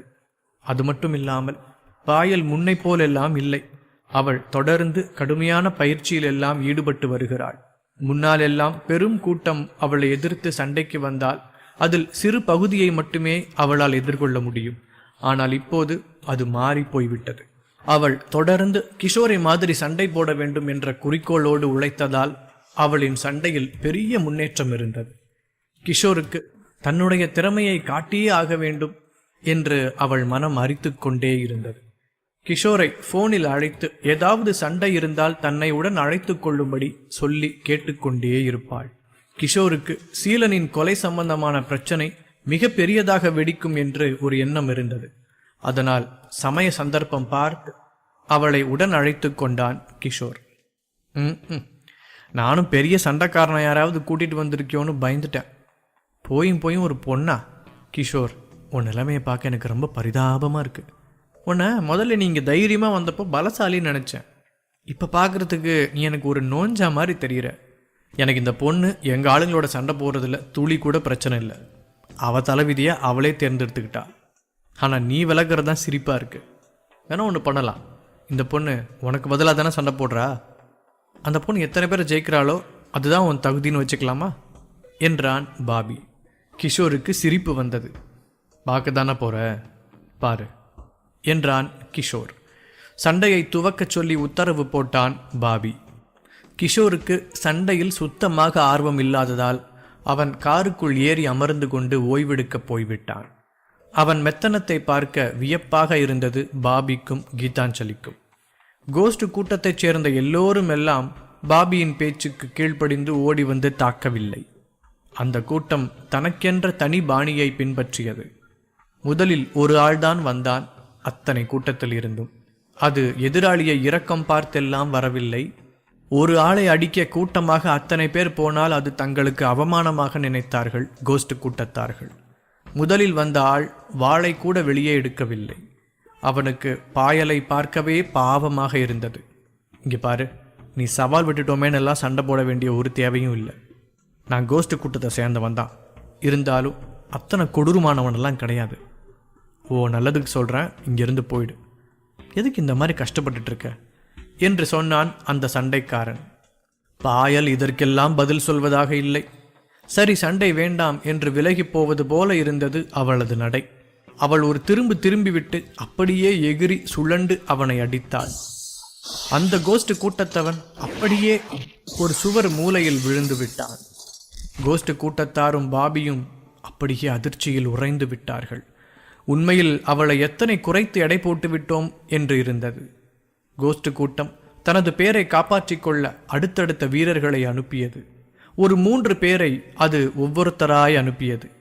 அதாவது அந்த 3 பேரை பாயல் முடித்து விட்டாளானால் அடுத்து சண்டை போகும் போக்கு வேறு. இல்லை, பாயலை அந்த 3 பேர் ஜெயித்து விட்டார்களானால் சண்டை அத்தோடு முடிந்தது என்று அவர்கள் தங்களுக்குள் நிர்ணயித்து கொண்டனர். கோஸ்ட் கூட்டத்திலேயே ஏகப்பட்ட பெண்கள் இருந்தார்கள். ஆனால் கோஸ்ட் கூட்டத்தில் இருப்பவர்களை தவிர வெளியில் இருக்கும் பெண்கள் யாரையும் அக்குழு வீரம் மிக்கவர்களாய் பார்ப்பதில்லை. அவர்களெல்லாம் வெறுமனே ஷோ காட்டத்தான் உதவுவார்கள் என்று நினைத்து கொண்டிருக்கிறார்கள். பாயல் முதல் ஆளை அடித்தது அவர்களுக்கு படு ஆச்சரியம். அடுத்த ஆள் வந்தான். அவன் முந்தி நடந்ததை பார்த்திருந்ததால் முதல் மூவ் அவனுடையதாக இருக்க வேண்டும் என்று நினைத்து கொண்டான். அவன் முதல் அடிக்காக கையை ஓங்கினான். ஆனால் அவன் முஷ்டி அவள் மேல் படும் முன்னதாகவே அவன் மீது அடி விழுந்திருந்தது. முதலில் அடி என்று மட்டும்தான் நினைத்தான். பதிலடி கொடுக்க அடுத்த கையை ஓங்கின போது அவன் உடலுக்குள் என்னவோ செய்தது. அவன் நடு மத்தியில் ஏதோ ஒரு தாழாத உணர்வு. நெஞ்சில் எல்லாம் காலியாகி போனது போல, உணர்வில்லாமல் போனது போல தோன்றியது. ஆனால் அது அப்படி இல்லை. அடி வாங்கிய வேகத்திலும் ஷாக்கிலும் பட்ட அடி தெரியவில்லை. அவ்வளவுதான். கொஞ்ச நேரத்தில் அவன் மார்பின் மத்தி முழுமையாக உணர்வு கொள்ளத் தொடங்கியது. கடுமையான வலி. அதை அவன் இதற்கு முன்னால் வாழ்விலேயே உணர்ந்தது கிடையாது. அவன் உள்ளுறுப்பு ஏதோ டேமேஜ் ஆகியிருக்க வேண்டும். மூச்சு விட முடியவில்லை. மூச்சுக்குள் ஏதோ திரவம் கலந்த மாதிரி ஒரு உணர்வுதான் இருந்தது. ஒரே இரத்த வாடை. கொஞ்ச நேரத்தில் அவன் மூக்கும் வாயும் இரத்தத்தை கக்கியது. அப்படியே கீழே விழுந்து மாண்டு போனான். பாயல் மீது எதிராளி கூட்டம் வைத்திருந்த கேலி கருத்தெல்லாம் அப்போது தகடு பொடியாக மாறியிருந்தது. கோஸ்ட் கூட்டம் கடுமையான எதிரிகளோடு போரிட உருவாக்கப்பட்டது. அதாவது அவர்கள் முன்னால் இப்போது நின்று கொண்டிருக்கும் பாயல் மாதிரியான கடுமையான எதிரிகளை தாக்கத்தான் உருவாக்கப்பட்டிருந்தது. கிஷோருக்கே பாயலின் தாக்குதல் வியப்பை தந்தது. அவள் தன்னுடைய கடுமையான பயிற்சி மூலம் பெற்ற புதிய பலத்தில் ஒரு புதிய நபர் போல தோற்றமளித்தாள். கிஷோர் தொடர்ந்து சண்டை எப்படி போகிறது என்று மிக ஆர்வமாக பார்த்து கொண்டிருந்தான். அடுத்து ஒருத்தன் வந்தான். அவன் கையில் ஒரு நெஞ்சாக்கு ஆயுதம் இருந்தது. அவன் எதிர்பார்த்தது போல சீக்கிரமாக அடி வாங்கி விழுந்து விடவில்லை. பாயலுக்கு நிறைய திறமை இருந்ததுதான். ஆனால் அவன் நெஞ்சாக்கு ஆயுதத்தை நன்கு கற்று வைத்திருந்தான். பார்த்தால் 2 ஒல்லி கட்டைகளுக்கு இடையில் மாட்டப்பட்ட சங்கிலி மாதிரிதான் அந்த ஆயுதம் எளிய தோற்றம் கொண்டிருக்கும். ஆனால் அதிலிருந்து வெளிப்படும் பலமானது மிக அதிகம். ஒரு வீச்சுக்கு 250 மைல் வேகத்தில் தாக்கக்கூடிய சக்தி படைத்தது அந்த சாதாரண தோற்றம் கொண்ட ஆயுதம். அந்த மாதிரி ஒரு ஆயுதத்திலிருந்து பாயலில் விலாவிலும் தலையிலும் ஏகப்பட்ட அடிகள் விழுந்தன. பட்ட அடிகள் எல்லாம் அவளை பின்னடைய செய்யவில்லை, கோபத்தை அதிகப்படுத்தியது. இந்த மாதிரி வெப்பமயமான சண்டை சூழலில் யாரும் அத்தனை ஈஸியாக ஜெயித்துவிட முடியாது. ஆனால் பாயல் வெற்றியடைந்து விடுவது என்ற நோக்கத்தோடையே இருந்தாள். முதலில் பண்ண வேண்டியது தன் உணர்ச்சியை கட்டுப்படுத்துவதுதான். தாக்கிவிட்டான் என்றால் அது அவன் தாக்கிவிட்டான் என்றுதான் அர்த்தம். நாம் தோற்றுவிட்டோம் என்று அர்த்தம் கிடையாது. பட்ட ஒரு அடிக்காக கோபத்தின் உணர்ச்சி வசம் கொள்வோம் என்றால் அது மிகப்பெரிய தப்பாகி போகும். பட்ட அடியையெல்லாம் மனதிலேயே வைத்து கொள்ளக்கூடாது. பாயலும் அதைத்தான் பின்பற்றினாள். அந்த பெரிய ஆயுதத்தை எதிராளி மரண அடி கொடுக்க எல்லாம் எடுத்து வரவில்லை. பாயலை கோபப்படுத்தவும் நிதானம் இழக்கச் செய்யவும் தான் திட்டம் போட்டு எடுத்து வந்திருக்கிறான். ஆனால் பாயல் அந்த ரகசியத்தை புரிந்து கொண்டதால் அவள் சுத்தமாக கோபப்படும் நிலையிலேயே இல்லை. அப்படி அமைதியாக இருந்தது அவளுக்கு தெரியாமல் உடல் பலத்தையும் மன பலத்தையும் மீட்டு தந்தது. இப்போது அவள் நிதானமான அடிக்கே எதிராளியால் தாக்குப்பிடிக்க முடியவில்லை. பாயலின் ஒரு நிதானமான அடிக்கு நெஞ்சாக்கு அந்த எதிராளியின் கையை விட்டு நழுவி பறந்தது. எதிராளி பதறிப்போனான். ஆனால் பாயல் பதறவே இல்லை. அவள் தனது முழு பலத்தையும் பிரயோகித்து அவனை தலையிலும் விலாவிலும் தாக்கிவிட்டாள். அப்படியே அவன் கீழே விழுந்து உருண்டான். கோஸ்ட் கூட்டம் சார்பில் அடுத்ததாக ஒருத்தன் வந்தான். அவன் கையில் ஒல்லியான மிக நீண்ட கத்தி ஒன்று இருந்தது. அதை பார்த்து சிரிப்புதான் வந்தது பாயலுக்கு. அவள் பொறுமையாக பார்த்து கொண்டே இருந்தாள். எதிராளிக்கு கோபம் வந்துவிட்டது. அவன் வாளோடு அவள் மேலே பாய்ந்தான். ஆனால் அவள் ஒரு அடியிலேயே வாளை அவன் கையை விட்டு வழுக்கிவிடச் செய்தாள். பின்னால் 2-3 மின்னல் வெட்டுக்கள் மாதிரி அடி விழுந்தது. எதிராளி கீழே விழுந்து காலை உடைத்து கொண்டான். அப்படியே சண்டைக்கு தயாரான பொசிஷனில் நின்றாள். இந்த சண்டையை பார்த்து பாபி முழுக்க முழுக்க வியந்து போய்விட்டான். இப்படி ஒரு சண்டை திறமை உள்ள ஒரு பெண்ணை அவன் பார்த்ததே கிடையாது. வாவ், நான் கோஸ்ட் கூட்டத்துக்கு கூட கூட்டு வச்சிருக்கிறதுக்கு பதிலாக இப்படி ஒரு 4 பொண்ணுங்க என்கிட்ட வேலை பார்த்தா போதுமே. எப்படி இந்த ஊரை ஆக்கிரமிக்கிறதுக்கு மூளையை உடச்சி யோசிக்க வேண்டியதே கிடையாது. அவங்க பாட்டுக்கு கூலாக எனக்கு இந்த ஊரை கையில் கொண்டு வந்து கொடுத்துருவாங்க போல இருக்கு என்றான் பாபி. கீதாஞ்சலி அப்படியே அதிர்ந்து போனாள். என்ன பாபி, நீங்களும் எதிரிங்க பக்கத்தில் சேர்ந்துட்டீங்களா? எதுக்கு இப்படி புகழ்ந்து தள்ளுறீங்க? நம்ம தோத்துக்கிட்டு இருக்கோம். இப்படியே போச்சுன்னா நம்ம கதி அவ்வளோதான். இதை பற்றி உங்களுக்கு எந்த விதமான கவலையும் கிடையாதா? விட்டா என்னையும் தள்ளி வச்சுட்டு கிஷோர்கிட்ட போய் கூட்டு சேர்ந்துருவீங்க போல இருக்க. இது ஒருவேளை கோஸ்ட் கூட்டத்து ஆட்களுக்கு கேட்டுச்சுன்னா என்ன ஆகும் தெரியுமா? உங்களை யார் என்னன்னே பார்க்கவே மாட்டாங்க, கழுத்தை வெட்டி போட்டுட்டு போயிட்டே இருப்பாங்க என்றாள் கீதாஞ்சலி. சும்மா பயமுறுத்தாதீங்க கீதாஞ்சலி. ஏன் கழுத்தை கட் பண்ணிடுவாங்களா? வெட்டிட்டு தான் போட்டுமே, என்ன அதுக்கு? இத்தனை பேர் எதிர்த்து முன்னாடி வந்து நிற்கும்போது கூட கொஞ்சம் கூட அசராமல் அவங்கள சண்டை போட்டு ஜெயிச்சாலே அவ தான் உண்மையான மார்ஷல் ஆர்ட் மாஸ்டர். இந்த கோஸ்ட் கூட்டம் ஏதோ முகமுடி போட்டு ஊரெல்லாம் ஏமாத்திட்டு இருக்கானுங்க. ஆக்சுவலி இவங்களுக்கு அவ்வளோலாம் கெத்து கிடையாது போல இருக்க. கிஷோர் முதல்ல இந்த பொண்ணை தனியாக இறக்கி விடும்போது எனக்கு கூட பதட்டமாக தான் இருந்தது, இது எப்படி ஆக போகுதுன்னு. ஆனால் கிஷோர் சரியான டெசிஷன் தான் எடுத்திருக்கான் என்றான் பாபி. ஐயோ, உங்களை இப்படியே விட்டா கிஷோர் கூட கூட்டத்தில் ஒன்றா சேர்ந்தாலும் சேர்ந்து போயிடுவீங்க போல இருக்கு. அதெல்லாம் நான் அனுமதிக்க முடியாது. இங்கே பாருங்க, நான் சொல்கிறத கேளுங்க. இன்னும் சண்டை முடியல.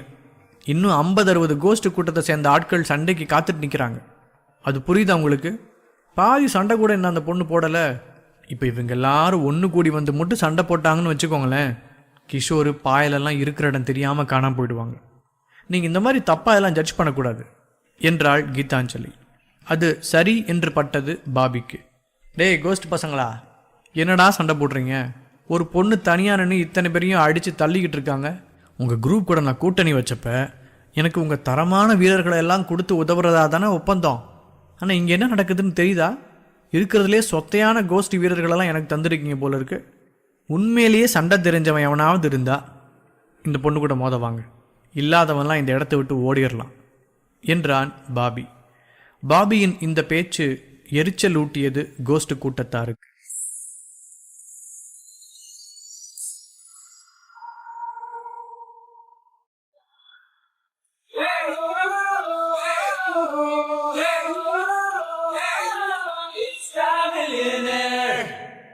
கிஷோர் கோஸ்ட் கூட்டம் சண்டைக்கு வந்து நின்றபோது அதனோடு போரிடவே இல்லை. பதிலாக பாயலை இறக்கி விட்டான். பாயல் அவள் அதிகபட்ச திறமையை காட்டினாள்.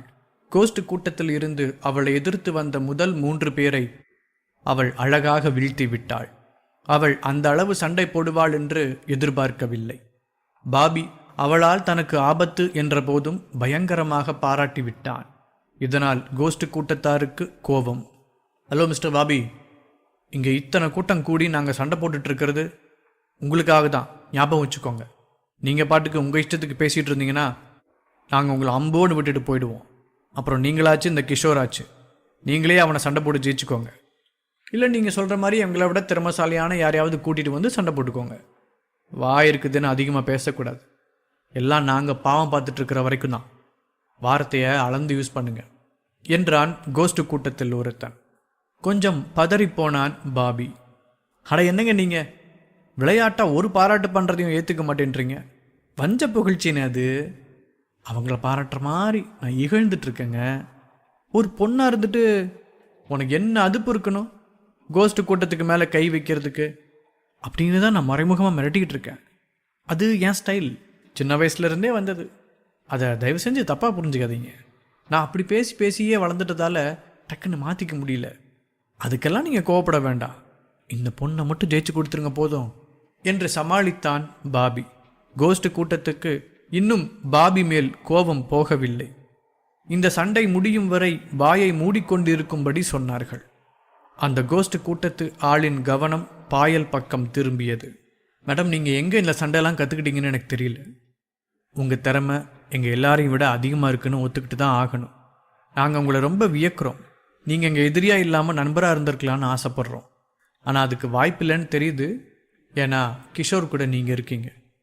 எங்கள் கூட்டத்தோட தலைவரையே கிஷோர் ஒத்த ஆளா நின்று ஜெயிச்சிருக்காரு. நீங்கள் கிஷோர் மாதிரி வரணும்னு தான் இந்த அளவுக்கு பயிற்சி எடுத்துகிட்டு வந்து எங்கள் முன்னாடி நிற்கிறீங்கன்னு எங்களால் புரிஞ்சிக்க முடியுது. அதனால தான் உங்கள் திறமை கூடியிருக்கு. நீங்கள் மட்டும் இல்லை, கோஸ்ட் கூட்டத்தில் எல்லாரும் கூட கிஷோரை எப்படியாவது ஜெயிக்கணும்னு சொல்லிட்டு தான் ராப்பகலாக பயிற்சி பண்ணிக்கிட்டு இருக்கோம். ஆனால் கிஷோரை ஜெயிக்கிறது அவ்வளோ ஈஸி இல்லை. இப்போ கூட இந்த சண்டையில் கிஷோரை எதிர்த்து தான் சண்டை போட போகிறோன்னு முதல்ல எதிர்பார்த்துட்டு இருந்தோம். ஆனால் இப்போ உங்ககிட்ட மோத வேண்டியதாக போச்சு. பரவாயில்ல, உங்களை ஜெயிச்சாலே பாதி கிஷோரை ஜெயிச்ச மாதிரின்னு நாங்கள் கணக்கு போட்டு சண்டை போடுறோம் என்றான் அந்த கோஸ்ட் கூட்டத்தவன். என்னதான் மரியாதையான வார்த்தைகள் பேசினாலும் கோஸ்ட் கூட்டத்தை சேர்ந்த எல்லோருக்கும் தாங்கள் பாயல் அளவுக்கு தகுதி பெறாதவர்கள் என்ற கில்ட் இருந்தது. அவர்கள் முதலில் ஒருத்தராய் அனுப்பிய போது அவளை ஜெயிக்க முடியவில்லை. அதனால் இப்போது 5 பேராக அனுப்ப அவர்கள் திட்டம் போட்டார்கள். இந்த 5 பேரையும் பாயல் ஒற்றை ஆளாக ஜெயித்து விட்டாளானால் அடுத்ததாக ஒரு பிரளயம் இருக்கிறது என்று தன் மனதுக்குள் ஒரு கணக்கு போட்டு கொண்டிருந்தார்கள் கோஸ்ட் கூட்டத்தினர். அப்படி ஒரு வெப்பமயமான சூழல்தான் நீடித்து கொண்டிருந்தது அங்கே. அந்த கூட்டம் 5 பேராய் பிரிந்து வந்தது. இந்த கூட்டத்தில் முதல் வரிசையில் 2 பேர் நிற்கிறார்கள். 2வது வரிசையில் 3 பேர் நிற்கிறார்கள். முதல் வரிசையில் நிற்பவர்கள் குட்டி ஆயுதத்தையும் பின்னால் நிற்பவர்கள் நீண்ட ஆயுதத்தையும் ஏந்தி வந்தார்கள்.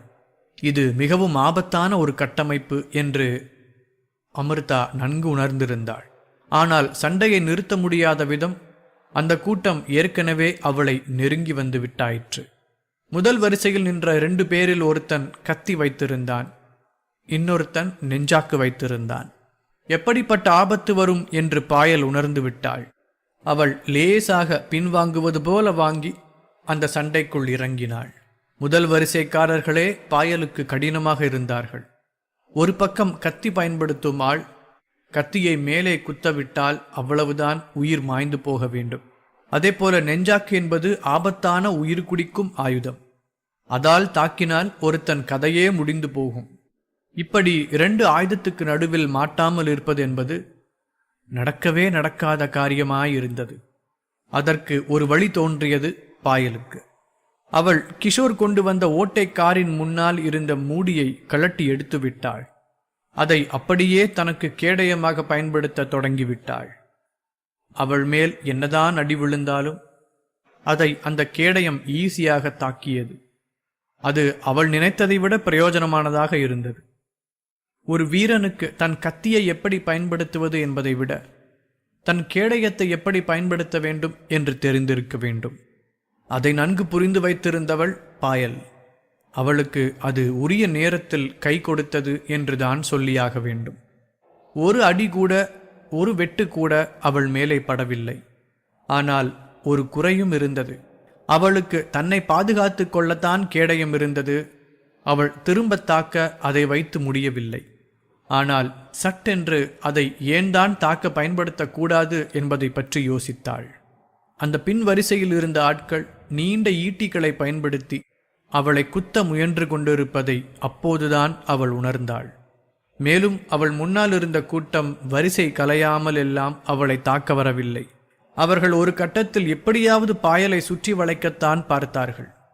ஆள் பலம் இருப்பதால் எப்படியும் பாயலை பொறியில் சிக்க வைத்துவிட முடியும் என்று அவர்கள் தெளிவாக புரிந்து கொண்டிருந்தார்கள். ஆனால் அவர்கள் லாக் செய்ய முடியாத அளவுக்கு அவள் திறன் வாய்ந்தவளாயிருந்தாள். அவர்கள் என்ன ஆயுதத்தை அவள் மேல் கொண்டு எறிந்தாலும் பாயல் கொஞ்சம் கூட திகைப்படையாமல் அதை சுற்றி வளைத்து தடுத்தாள். அவள் கையில் இருந்த கார் என்ஜின் மூடியை சுழட்டி சுழட்டி தடுப்பு ஆயுதமாக மட்டுமில்லாமல் ஒரு தாக்குதல் ஆயுதமாகவும் மாற்றிக்கொண்டாள்.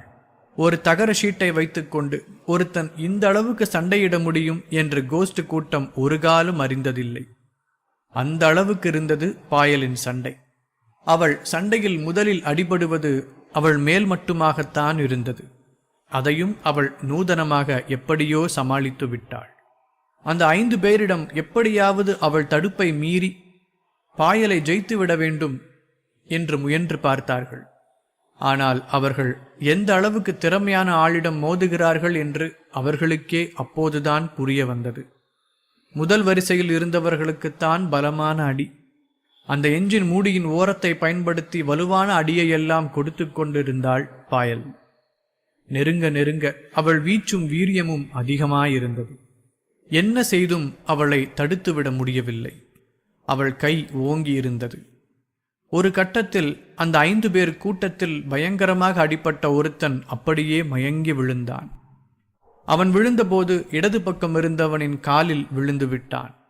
அதை சாதகமாக பயன்படுத்தி அவனையும் தலையிலேயே தாக்கினாள் பாயல். ஒரே அடியில் 2 பேரை வீழ்த்திவிட்டு இருந்தாள். அடுத்ததாக 3 பேர் பாக்கியிருந்தார்கள். முதல் வரிசையில் மிச்சமிருந்த ஒருத்தன் அப்படியே பின்னால் வரிசையில் போய் இணைந்து கொண்டு விட்டான். அவனுக்கு தன்னை காப்பாற்றிக் கொள்ள முடியவில்லை. ஆனால் அவன் கூட கொஞ்சம் தாக்கு பிடித்தான். பின் வரிசையில் நீண்ட ஆயுதம் வைத்திருந்தவர்கள்தான் மாட்டிக்கொண்டார்கள். அவளது அடியெல்லாம் தாறுமாறாக விழுந்து கொண்டிருந்தது. ஒரு கட்டத்தில் அந்த ஷீட் கூட அவளுக்கு வேண்டாம் என்று தூக்கி எறிந்து விட்டாள். அது மட்டுமில்லாமல் அவள் 2 ஈட்டிகளையும் அவர்களிடமிருந்து பறித்து கொண்டாள். ஒன்றை தூக்கி எறிந்துவிட்டு ஒன்றை வைத்து சிலம்பம் சுற்றி எதிராளிகளை வீழ்த்தி போட்டுக் கொண்டிருந்தாள். அந்த சண்டை அப்படியே போய்கொண்டிருக்கும் போது ஒரு கட்டத்தில் தன்னுடைய ஈட்டியை எடுத்து கோஸ்ட் கூட்டத்து ஆட்களின் வயிற்றுக்குள் பாய்ச்சினாள். ஒரே ஒரு பாய்ச்சலில் 2 பேரின் வயிற்றை குத்தி கொண்டது அந்த ஈட்டி. அந்த ஈட்டி இருவருக்கும் சமமாக சொருகியிருக்க எப்படி நகர்வது திரும்புவது என்றே தெரியவில்லை. எப்படி நின்றாலும் வலித்தது. விழக்கூட முடியவில்லை. விழுந்தால் கடுமையான வலியை அனுபவிக்க வேண்டியிருக்கும் என்று இருவருக்கும் தெரிந்தது. ஆனால் பாயல் அதற்கு ஈவு இரக்கமெல்லாம் பார்க்கவில்லை. 2 பேருக்கும் நடுவில் சொருகி நின்று கொண்டிருக்கும் அந்த ஈட்டியை ஓங்கி ஒரு மிதி மிதித்தாள். அப்படியே அவர்கள் நகர்ந்து போய் தரையில் விழுந்து விட்டிருந்தார்கள். பாக்கி ஒருத்தன் மட்டும் நடுவில் குனிந்து தப்பித்து கொண்டான். அவனுக்கு பாயலின் அடிதடியை பார்த்து திகைப்பாயிருந்தது. இந்த மாதிரி ஒரு அதிக திறமை வாய்ந்த ஒருத்தியை அவன் பார்த்ததே இல்லை. திறமையாக 5 பேர் வந்தாலும் ஒரே ஆளாக அத்தனை பேரையும் வீழ்த்திவிட்டது அவனுக்கு வியப்பை தந்தது. அவன் அவளை ஈஸியாக தோற்கடிக்க முடியாது என்று தெரிந்து கொண்டான். அவனிடம் நட்சத்திர வடிவில் உலோக பிளேடுகள் இருந்தது. அவன் அதை காற்றில் வீசினான். அது பாயலின் மேல் விழவில்லை. அது காற்றில் பறந்து மேல் நோக்கி சென்றது. பாயல் வந்த கோபத்தில் அந்த ஒரு கோஸ்ட் கூட்டத்துக்காரனை நெஞ்சிலேயே மிதித்து கீழே தள்ளிவிட்டாள். கொஞ்ச நேரத்தில் அவள் முதுகில் 2 பிளேடுகள் பாய்ந்தது. அது 2ம் அவள் உடலுக்குள் போய்விட்டது. பின்னாலிருந்து யார் தாக்குவது என்று பார்த்தாள். பிறகுதான் புரிந்தது, முன்னால் எரிந்தவனுடைய பிளேடுதான் காற்றில் போய் வளைந்து வந்து திரும்ப தாக்கியிருக்கிறது என்று. என்ன பாயல், ஒரு சின்ன பிளேடு உன்னை காலி பண்ணிடுச்சுல்ல? எப்பவும் பெரிய பெரிய அடியாட்களையும் ஆயுதத்தையும் நம்புறதை விட சின்ன விஷயத்தை நம்பணும் போல இருக்கு. இதுதான் இந்த சண்டையிலிருந்து நான் கற்றுக்கிட்ட பாடம் என்று டக்கென்று எழுந்து கொண்டான் அவன். ஆனால் அவனை ஒரே உதைவிட்டு கீழே திரும்ப தள்ளிவிட்டாள் பாயல். பெருசோ சின்னதோ அப்பப்போ கைக்கு என்ன கிடைக்குதோ அதை கவனிச்சா போதும். நீ எல்லா பாடத்தையும் இப்படி தான் தப்பு தப்பாக கத்திருப்ப போல இருக்கு.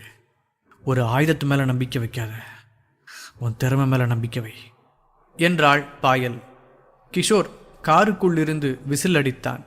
பக்கத்தில் இருந்த ரிச்சியை பார்த்து, பார்த்தல என் ஸ்டூடெண்ட்டு எப்படி என்ன மாதிரியே எதிரியை கீழே தள்ளி விட்டுட்டு பஞ்சடிக்கிற பார்த்தல என்றான் கிஷோர். ரிச்சி ரொம்பதான் பெருமை என்று முகத்தை திருப்பிக் கொண்டான். பாயல் அடுத்து செய்தது பார்க்கவே சற்று வலி தருவதாக இருந்தது. அவள் உடலுக்குள் போய் ஆழ்ந்து பதிந்திருந்த அந்த கூர்மையான 2 பிளேடுகளை தன் கையாலேயே வெளியே எடுத்து விட்டாள். இரத்தம் அப்படியே கொட்டத் தொடங்கியது. தன் சட்டையின் நீண்ட கைப்பகுதியை கிழித்து எடுத்துக்கொண்டு தனக்கு இரத்தம் ஒழுகும் இடத்தை இறுக கட்டிக்கொண்டாள். கிஷோர் வேண்டுமென்றுதான் இந்த நேரத்தில் காப்பாற்றப் போகவில்லை. எப்போதும் சண்டையிடும்போது உதவிக்கு யாரும் வரமாட்டார்கள். எத்தனைதான் வேண்டியவர்கள் இருந்தாலும் சரி, அவரவருக்கு அவரவர் சண்டை இருக்கிறது. ஒருவேளை கிஷோருக்கு எதிர்காலத்தில் பாயலை காப்பாற்ற முடியாத சூழல் வரலாம். கிஷோருக்கு பல முறை வேண்டியவர்களை காப்பாற்ற முடியாத கதி வந்திருக்கிறது. அதை அவன் கடந்துதான் வந்திருக்கிறான். அதன் ரணங்களும் வலிகளும் அவனுக்கு நிறைய உண்டு. அந்த பாடத்தை பாயலுக்கும் கற்பித்தாக வேண்டும் என்று கிஷோர் கல் போலவே இருந்து விட்டான். தெய்வாதீனமாக அது எந்த ஆபத்தையும் விளைவித்து விடவில்லை. ஒரு கோஸ்ட் ஆள்தான் சண்டைக்கு பாக்கியிருந்தான். அவனை எழவிடவே இல்லை பாயல். அவனை எட்டி உதைத்து அவன் தலைமேல் கால் வைத்து அழுத்தமாக மிதித்தாள். அவன் புறந்தலை கீழே பதிந்து கொண்டது. கொஞ்சம் கழித்து அது மண்ணுக்குள் கொஞ்சம் கொஞ்சமாக ஆழத் தொடங்கியது. இன்னும் கொஞ்ச நேரம் அழுத்தினால் அவன் தலை வெடித்து போய் அவன் செத்துப்போக ஏகப்பட்ட அறிகுறிகள் தெரிந்தது. ஆனால் பாயல் ஒரு கட்டத்துக்கு மேல் நிறுத்திவிட்டாள். அவளுக்கு தன் திறனைத்தான் காட்ட வேண்டுமே தவிர யாரையும் கொல்ல தேவையில்லை. இதுவரை பண்ணியதே போதும் என்று நிறைவு வந்துவிட்டது. அமைதியானாள். சண்டையை முடித்துவிட்டு காருக்குள் இருக்கும் கிஷோரை திரும்பி பார்த்து மரியாதை செய்தாள். கிஷோர் சத்தம் வராத கைத்தட்டுகளால் பாராட்டு கொடுத்தான். அந்த ஒட்டுமொத்த கோஸ்ட் கூட்டமே திகைத்து போய்விட்டது. நான் அப்போ உங்களை கலாய்ச்சதுக்கு என்ன தப்பு சொல்லுங்க? நீங்கள் என்ன பண்ணி கிழிச்சிங்க? இந்த ஒரு பொண்ணை பாருங்க, இத்தனை படம் திரட்டிக்கிட்டு வந்து நின்னாலும் அவள் கொஞ்சம் கூட பயப்படவே இல்லை. நீங்களாம் ஆளுங்களே கிடையாதுன்னு எப்படி கெத்தா உங்களெல்லாம் முடிச்சு விட்டா பார்த்தீங்களா? அதுதான் கெத்து, அதுதான் உண்மையான திறமை. கோஸ்ட், நீங்கள் உண்மையான திறமை உள்ள ஏகப்பட்ட பேரை சந்திக்கிறதே கிடையாதுன்னு நினைக்கிறேன். அதனால தான் நீங்கள் எல்லாரையும் ஜெயிச்சிட முடியும்னு நினைக்கிறீங்க. நீங்கள் பெரிய பலசாலிகளாக இருக்கலாம், நீங்கள் திறமைசாலியோ இல்லையோ, ஆனால் உங்கள் பேரை சொன்னாலே ஊரில் இருக்கிற எல்லாரும் நடுங்கிற அளவுக்கு மார்க்கெட்டிங் பண்ணி வச்சுருக்கீங்க. That was nice. பிஸ்னஸ் பர்பஸுக்கெல்லாம் சொல்கிறேன். ஆனால் போட்டின்னு வந்துட்டா களத்தில் வந்ததுக்கப்புறம் யார் ஜெயிக்கிறாரோ அவங்க தான் ஜெயிச்சதா அர்த்தம். நீங்கள் தோற்று போயிட்டீங்க. நான் திரும்ப திரும்ப குத்தி காட்டுவேன். உங்கள் கூட்டம் எனக்கு தர்றதா சொன்ன திறமையான ஆளுங்களை தந்தீங்களானே எனக்கு டவுட்டாக இருக்குது. சொன்னால் கேளுங்க, இந்த பொண்ணுக்கிட்ட நீங்கள் மோத வேண்டாம். உங்களை விட திறமையாக உங்கள் கூட்டத்தில் யாராவது இருக்கணும் இல்லையா? அவங்கள போய் கூட்டிகிட்டு வாங்க. அவங்கள வச்சு மோதி உங்கள் கூட்டத்தோட பேரையும் உங்கள் உயிரையும் காப்பாற்றிக்கோங்க. இல்லை இதுதான் உங்கள் போர் முறைனா உங்கள் சாவை யாராலையும் தடுக்க முடியாது. நான் இது வரைக்கும் சொன்னதை ஒரு ப்ரொடக்டிவ் கிரிட்டிசிசமாக எடுத்துக்கிட்டு உங்கள் தீர்மானத்தை எடுங்க. அவ்வளோதான். அதை விட்டுட்டு நான் உங்களை தாழ்த்தி பேசிட்டேன்னெல்லாம் என்கிட்ட வந்து வம்பு வச்சுக்காதீங்க. அதை மட்டும்தான் இப்போதைக்கு சொல்லுவேன். புரிஞ்சுதுங்களா? இனி நீங்கள் எப்படி சண்டை போடுறீங்களோ எல்லாம் உங்கள் முடிவு என்றான் பாபி. பாபி மரியாதையாக சொல்வது போல இருந்தாலும் கோஸ்ட் கூட்டத்துக்கு மேல் இருந்த தன் வயிற்றெரிச்சலை மொத்தமாக கொட்டிவிட்டான். கோஸ்ட் கூட்டத்துக்குள் ஒரு சலசலப்பு எழுந்தது. அது அவர்களின் அடுத்த கட்ட தாக்குதலுக்கான ஆயத்தம் போல தெரிந்தது.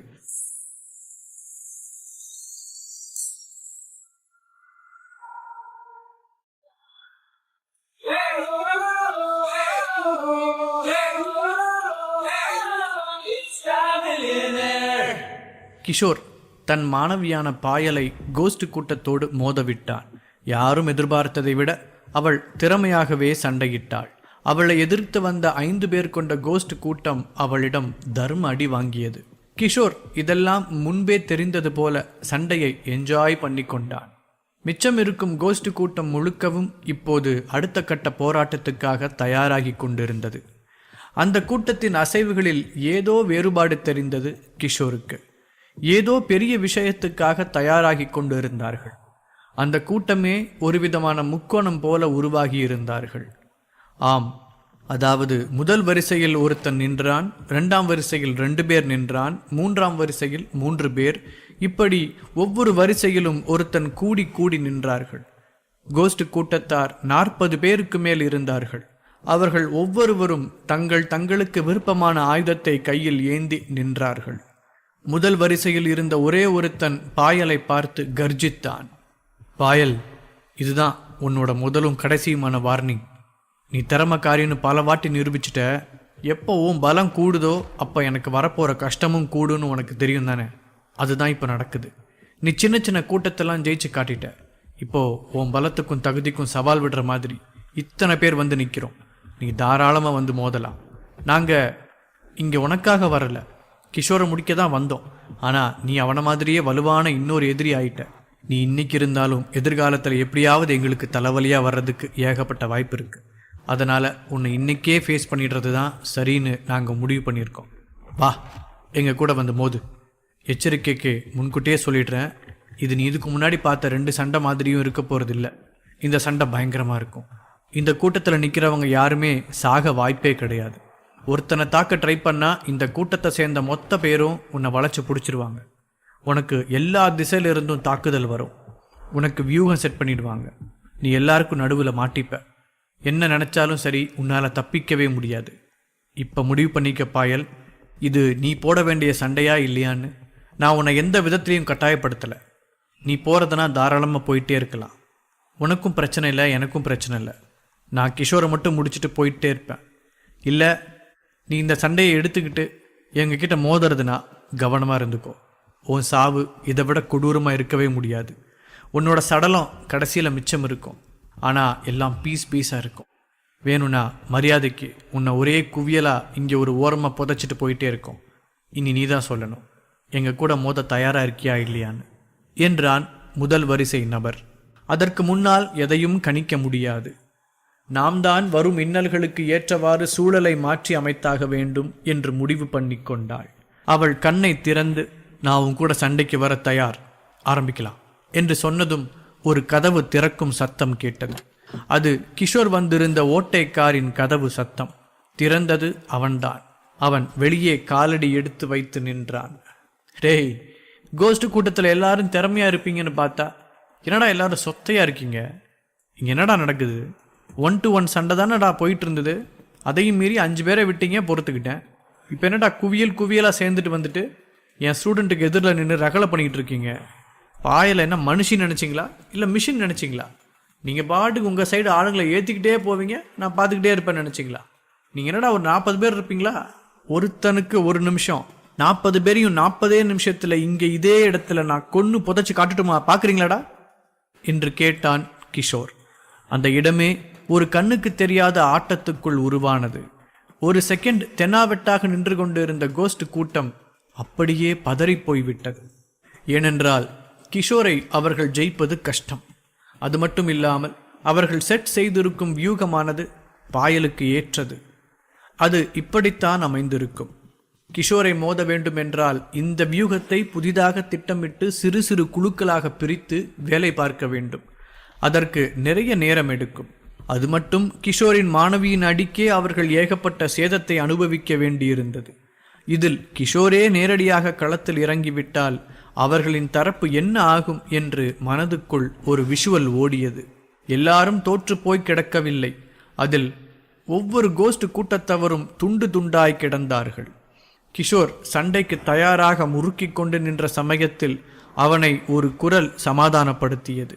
கிஷோர், நீங்க இந்த சண்டைக்கெல்லாம் வர வேண்டாம். எதுக்கு பயப்படுறீங்க? நான் இந்த கூட்டத்துக்கு முன்னாடி தோற்றுவேன் நீங்கள் நினைக்கிறீங்களா? அதுக்கு வாய்ப்பே இல்லை.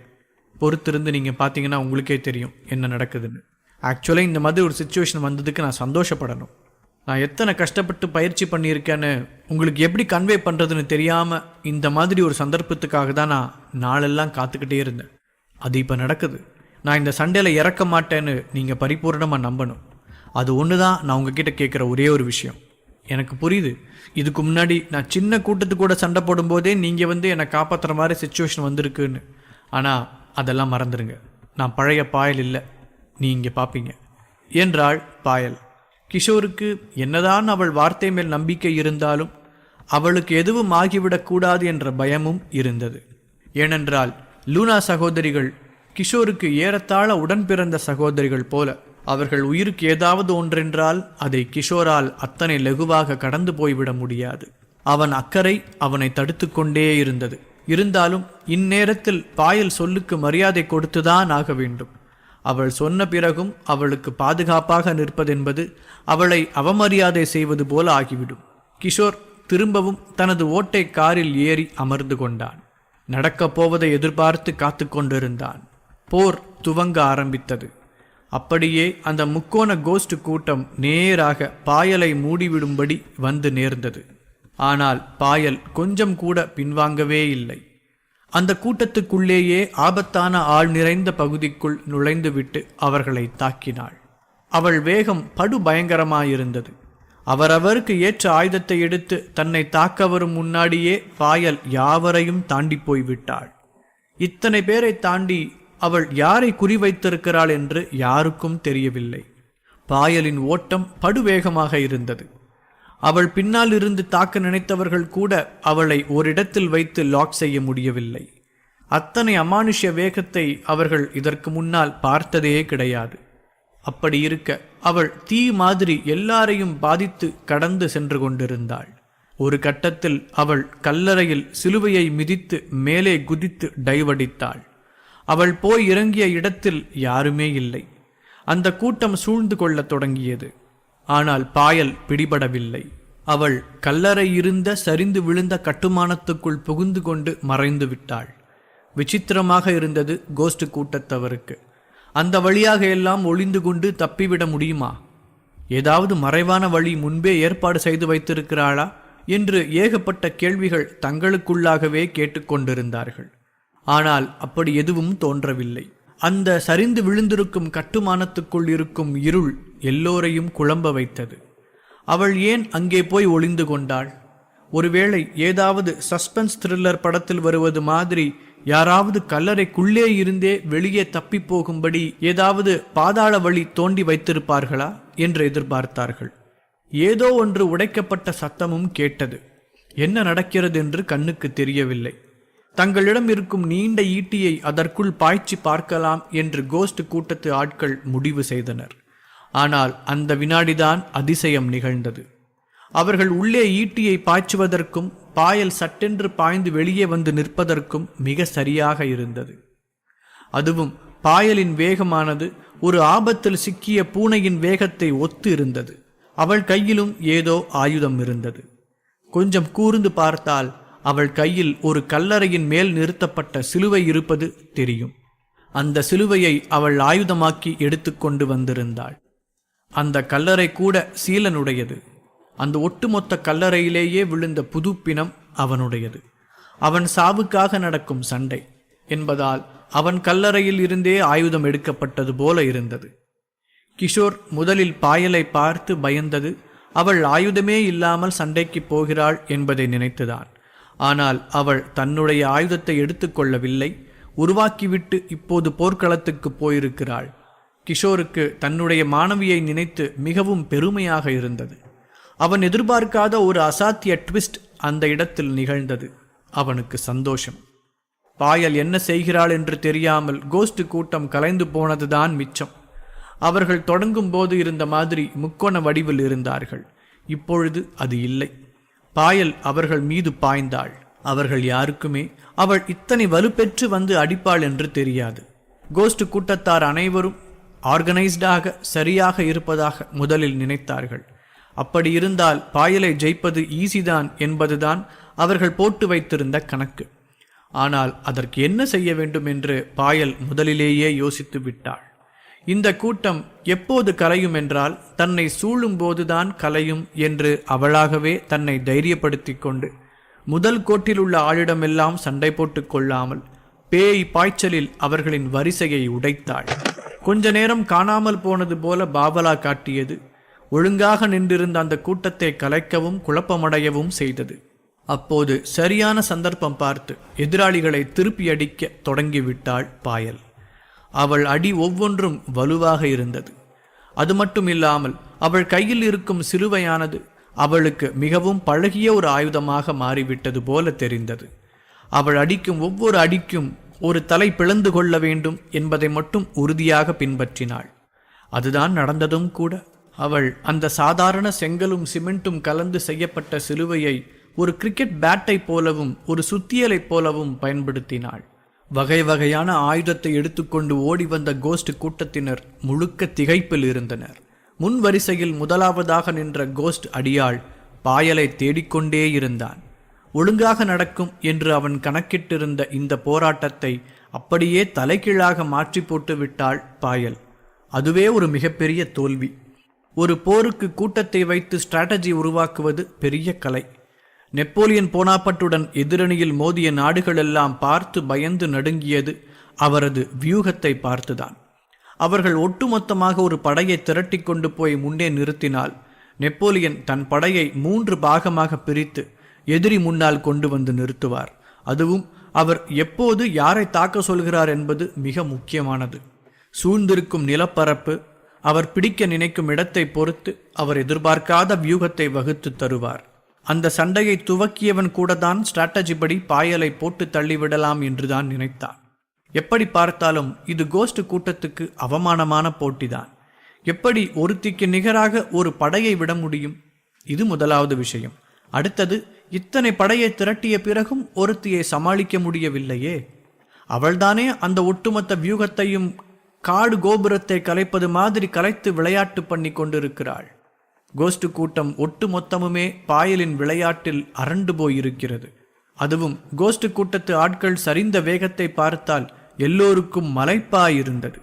2 நிமிஷத்துக்கு ஒருத்தனின் மண்டை உடைந்தது. ஏறத்தாழ அரை மணி நேரத்தில் பாதி கூட்டம் காலியாகியிருந்தது. அடுத்தது மிச்ச பாதி இருந்த 20 பேர்தான். அவர்கள் அப்படியே முதல் வரிசை ஆளோடு சேர்ந்து ஒரு குழுவாக சிதறி நிற்காமல் ஒன்று சேர்ந்து நின்றனர். அந்த முதல் வரிசை தலைவனுக்கு மூச்சு முட்டியது. கடகட என காய்கறி வேகமாக நறுக்கப்படுவது போல தன் கூட்டத்தில் பாதி பேர் வீழ்ந்து போனதை அவன் இப்போதுதான் முதல் முறையாக காணுகிறான். இந்த அளவு ஆக்ரோஷமும் பேய்த்தனமும் எப்படி ஒருத்திக்கு சாத்தியமாக முடியும்? இதுவரை யாரையும் விட தாங்கள்தான் பலசாலி என்று கோஸ்ட் கூட்டம் நினைத்து கொண்டிருந்தது.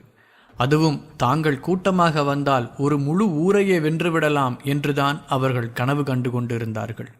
ஆனால் அந்த கனவு முழுக்க ஒரு போலி என்று காட்டிவிட்டாள் பாயல். அவள் அந்த 20 பேரையும் தாக்க முழு தயார் நிலையில் இருந்தாள். திரும்ப அந்த கூட்டம் ஒரு முக்கோணம் போலதான் நின்றது. ஆனால் இந்த முறை வேறு விதமாக. முதல் தடவை முதல் வரிசையில் ஒருத்தன் நின்றான். இந்த முறை கடைசி வரிசையில் கொஞ்ச பேரும் முதல் வரிசையில் நிறைய பேரும் நின்றிருந்தார்கள்.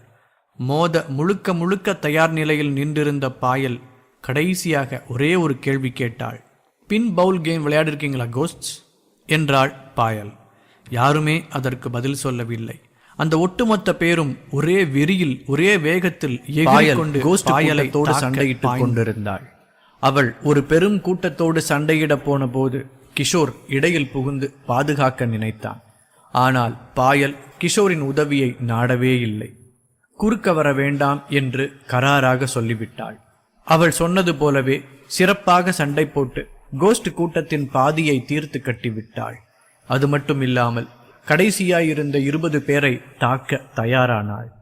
பாயல் எல்லாரையும் ஆல்மோஸ்ட் தீர்த்து கட்டிவிட்டு விளையாட்டாக ஒரு கேள்வி கேட்டதுமே கோஸ்ட் கூட்டத்தார் கொந்தளித்து விட்டார்கள்.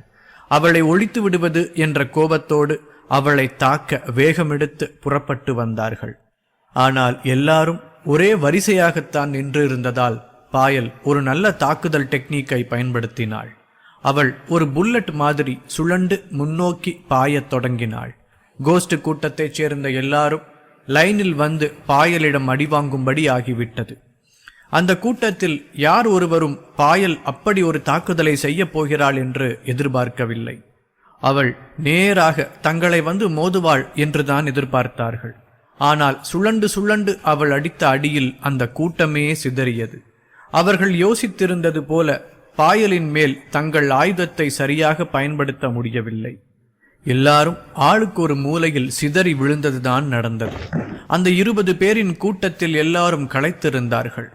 இனி பாயலோடு மோத மீண்டும் எழுந்து கொண்டால் தங்களுக்குத்தான் தர்ம அடி விழும் என்று அவர்கள் மிக நன்றாக அறிந்து வைத்திருந்தார்கள். அதனால் யாரும் சீக்கிரமாக துணிந்து எழ விரும்பவே இல்லை. பாயலின் இந்த தாக்குதலில் எதிராளிகள் அவளை தாக்க வைத்திருந்த ஆயுதத்தை தங்கள் மேலேயே திருப்பிக் கொண்டதுதான் மிச்சம்.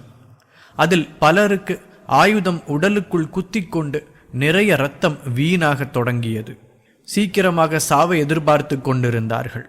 இப்போது அந்த முதல் வரிசைக்கார கோஸ்ட் வீரன் மட்டும் எழுந்து கொண்டான். அவன் முகத்தில் ஒரு ரணக்கோடு இருந்தது. அது பாயலை தாக்க வந்தபோது ஏற்பட்டதுதான்.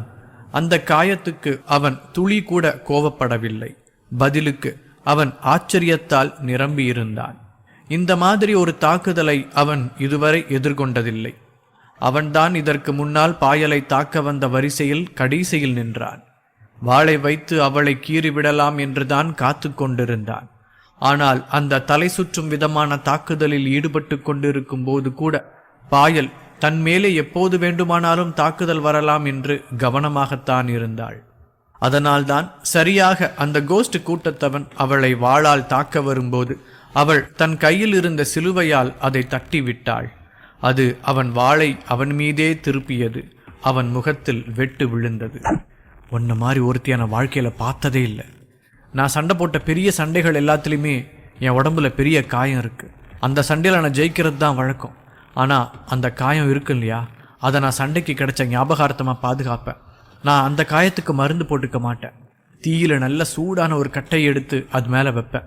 அது அப்படியே நிரந்தரமான காயமாக பதிஞ்சு போயிடும். அதைத்தான் இந்த சண்டைக்கும் நான் பண்ணிக்க போகிறேன். தரமான சண்டைக்கு தரமான அடையாளம் தான். யாரும் என் முகத்து மேலேயே கோடு போட்டது கிடையாது. வாழ்த்துக்கள் என்றான் அந்த கோஸ்ட் அடியாள். உனக்கு உயிர் பொழைச்சு போகணும்னு ஆசை இல்லையா? இப்படித்தான் சாவர வரைக்கும் போராடி உயிரை விட்டுருன்னு உங்கள் கூட்டத்தில் சொல்லி கொடுத்தாங்களா என்ன? இந்த சண்டையெல்லாம் வாழ்க்கை கிடையாது. இந்த சண்டையை வேற எப்பயாவது ஒரு சந்தர்ப்பத்தில் கூட நம்ம போட்டுக்கலாம். இப்போ உன் கண்டிஷன் சரியில்லை. நீ ரொம்ப ஆழமாக காயப்பட்டிருக்க. உனக்கு சரியாகி வரவே கொஞ்ச நேரம் ஆகும். இப்போ என்கிட்ட மோதுறேன்னு சொல்லி உன் வாழ்க்கையை நீயே அழிச்சிக்காத. சொன்னா கேளு, போயிடு என்றாள் பாயல். ஐயோ பாயல் மேடம், உங்கள் கையால் செத்தா நான் அதை வரமாக நினச்சிப்பேன். நான் இனி என்னோட வாழ்க்கையில் ஒரு செகண்ட் கூட வேஸ்ட் ஆக்குறதா இல்லை. நான் சிறந்த சண்டை, சிறந்த வியூகம்னு நினச்சிட்டு இருந்த எல்லாத்தையும் நீங்கள் தீர்த்து கட்டி தகுடுபொடி ஆக்கிட்டீங்க. இப்படி ஒரு அவமானத்தில் இருந்து உங்களை ஜெயிக்க எனக்கு இருக்கிற ஒரே வழி உங்களை தோக்கடிக்கிறது தான், இல்லை உங்கள் கையால் தோக்கிறது. அவ்வளோதான். அது இல்லாமல் போனால் பெரிய கஷ்டமாக போயிடும். உங்களை முதலும் கடைசியமாக கேட்டுக்கிறது இது ஒன்று தான். என்கிட்ட சண்டை போடுங்க. என்னை இப்படி அம்போன்னு விட்டுறாதீங்க என்றான் அந்த கோஸ்ட் கூட்டத்துக்காரன். அவன் சண்டை போட வேண்டும் என்று கெஞ்சாத குறையாக கேட்பது விசித்திரமாக இருந்தது. ஆனால் அவன் பெற்ற தாக்குதலில் நிறைய காயத்தை கவனிக்கவில்லை. அந்த புல்லட் தாக்குதலில் அவன் முன்னால் நின்றிருந்த ஒருத்தனின் கத்தியும் அவன் வயிற்றுக்குள் பாய்ந்து போயிருந்தது. அதை அவன் இத்தனை நேரம் உணரவே இல்லை. சரி, உன்கிட்ட நான் சண்டை போட தாராளமாக ஒத்துக்கிறேன். ஆனால் உடனே இல்லை. நான் 50 பேருக்கு மேலே சண்டை போட்டாச்சு. இதுக்கு மேலே சண்டை போட எனக்கு கொஞ்சம் தெம்பு வேணும். நீயும் பார்க்க டயர்டாக தான் தெரிகிற. முதல்ல என்கிட்ட மோதுறதுக்கு நீ போய் ஒழுங்காக தயாராகிட்டு வா. ஒரு 10 நிமிஷம் பிரேக் என்றாள் பாயல். 10 நிமிஷம் தானே பிரேக்? தாராளமாக. எனக்கு உடனேயே சண்டை போடணும் போல இருக்கு. ஆனால் ஒரு 10 நிமிஷத்துக்கு எனக்குள்ளே இருக்கிற நெருப்பை என்னால் காப்பாற்றி கட்டுப்படுத்தி வச்சிருக்க முடியும். நீங்கள் கவலையே பட வேண்டாம். இந்த வாட்டி உங்களை கொஞ்சம் கூட நான் ஏமாற்ற போகிறதே கிடையாது. நீங்கள் நினச்சதை விட நான் உங்களுக்கு பயங்கர டஃப் கொடுப்பேன் என்றான் அந்த கோஸ்டுக்காரன். பாயல் இதையெல்லாம் கண்டுகொள்ளவே இல்லை. அவள் கிஷோரிடம் போனாள். ஏ பாயல், என்ன இதெல்லாம்? சத்தியமாக நான் நினச்சி கூட பார்க்கல. நீ உன் குருவியை மிஞ்ச போகிற அளவுக்கு மிகப்பெரிய மாஸ்டராக வந்துடுவ போல இருக்கு. இதெல்லாம் எப்படிமா கற்றுக்கிட்ட? உனக்குள்ளே இப்படி ஒரு ஃபயரா? இதை நீ காட்டிக்கிட்டதே இல்லையே இதுக்கு முன்னாடி. இந்தா முதல்ல தண்ணி பாட்டிலை பிடி என்று தண்ணீரை நீட்டினான் கிஷோர். அப்படிலாம் இல்லை சார். ஆனால் ஃபயர் இருந்தது தான். ஆனால் அதெல்லாம் சொல்லி காட்டவே கூடாதுன்னு தான் இத்தனை நாள் பொத்தி பொத்தி வச்சுக்கிட்டு இருந்தேன். ஃபயர் வெறும் ஃபயராகவே இருக்கட்டும்னு நினச்சிக்கிட்டு இருந்தேன். ஆனால் நீங்கள் கேட்குறத பார்த்தா நான் எல்லாத்தையும் உளறி கொட்டிடுவோம் போல இருக்கே. நான் எனக்கு கிடைச்ச நேரத்தை கொஞ்சம் கூட வீணடிச்சதில்லை சார். கிடைச்ச நேரத்தை விட அதிகமாக திருடி எடுத்தும் பயிற்சி பண்ணிக்கிட்டு தான் இருந்தேன். நைட் ஆனால் 10 மணிக்கு நான் தூங்கிடுவேன். ஆனால் எழுந்துக்கிறது காலையில் 4 மணிக்கு. அப்பையிலேருந்து காலையில் 8 மணி வரைக்கும் கடுமையான பயிற்சி பண்ணிக்கிட்டு இருப்பேன் சார். அப்புறம் எனக்குமான வேலை இருக்குது. அது எல்லாத்தையும் நான் முடிச்சுப்பேன். சாப்பாட்டிலெல்லாம் அளவாக இருப்பேன். எனக்கு போதுமான சக்தி கொடுக்குற சாப்பாடு மட்டும்தான் நான் எப்போவும் எடுத்துப்பேன். எல்லாம் அளந்து வச்ச மாதிரி வாழ்ந்துக்கிட்டு இருந்தேன். என்றைக்காவது ஒரு நாள் உங்கள் முன்னாடி என் திறமையை காமிச்சா போதுன்னு காத்துக்கிட்டு இருந்தேன். இதுக்கு இன்னும் நிறைய காலம் எடுத்துக்க போகுதுன்னு கவலையிலேயே இருந்தேன். ஆனால் அது இப்போவே வரும்னு நான் எதிர்பார்க்கல என்றாள் பாயல். கிஷோர் இதையெல்லாம் வியந்து போய் கேட்டுக்கொண்டிருந்தான். இருவரும் பேசிக்கொண்டே இருந்தார்கள். கிஷோருக்கு தான் அத்தனையாய் நேரடி பயிற்சி வழங்காமல் ஒரு திறமையான சிஷ்யை உருவாகி இருப்பது சந்தோஷத்தை தந்தது.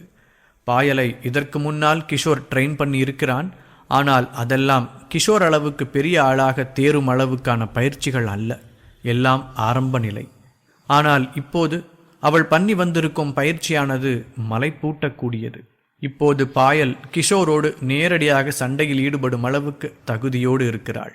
அவள் திறமை நாளடைவில் இன்னும் கூடிக்கொண்டே போகவும் செய்யலாம்.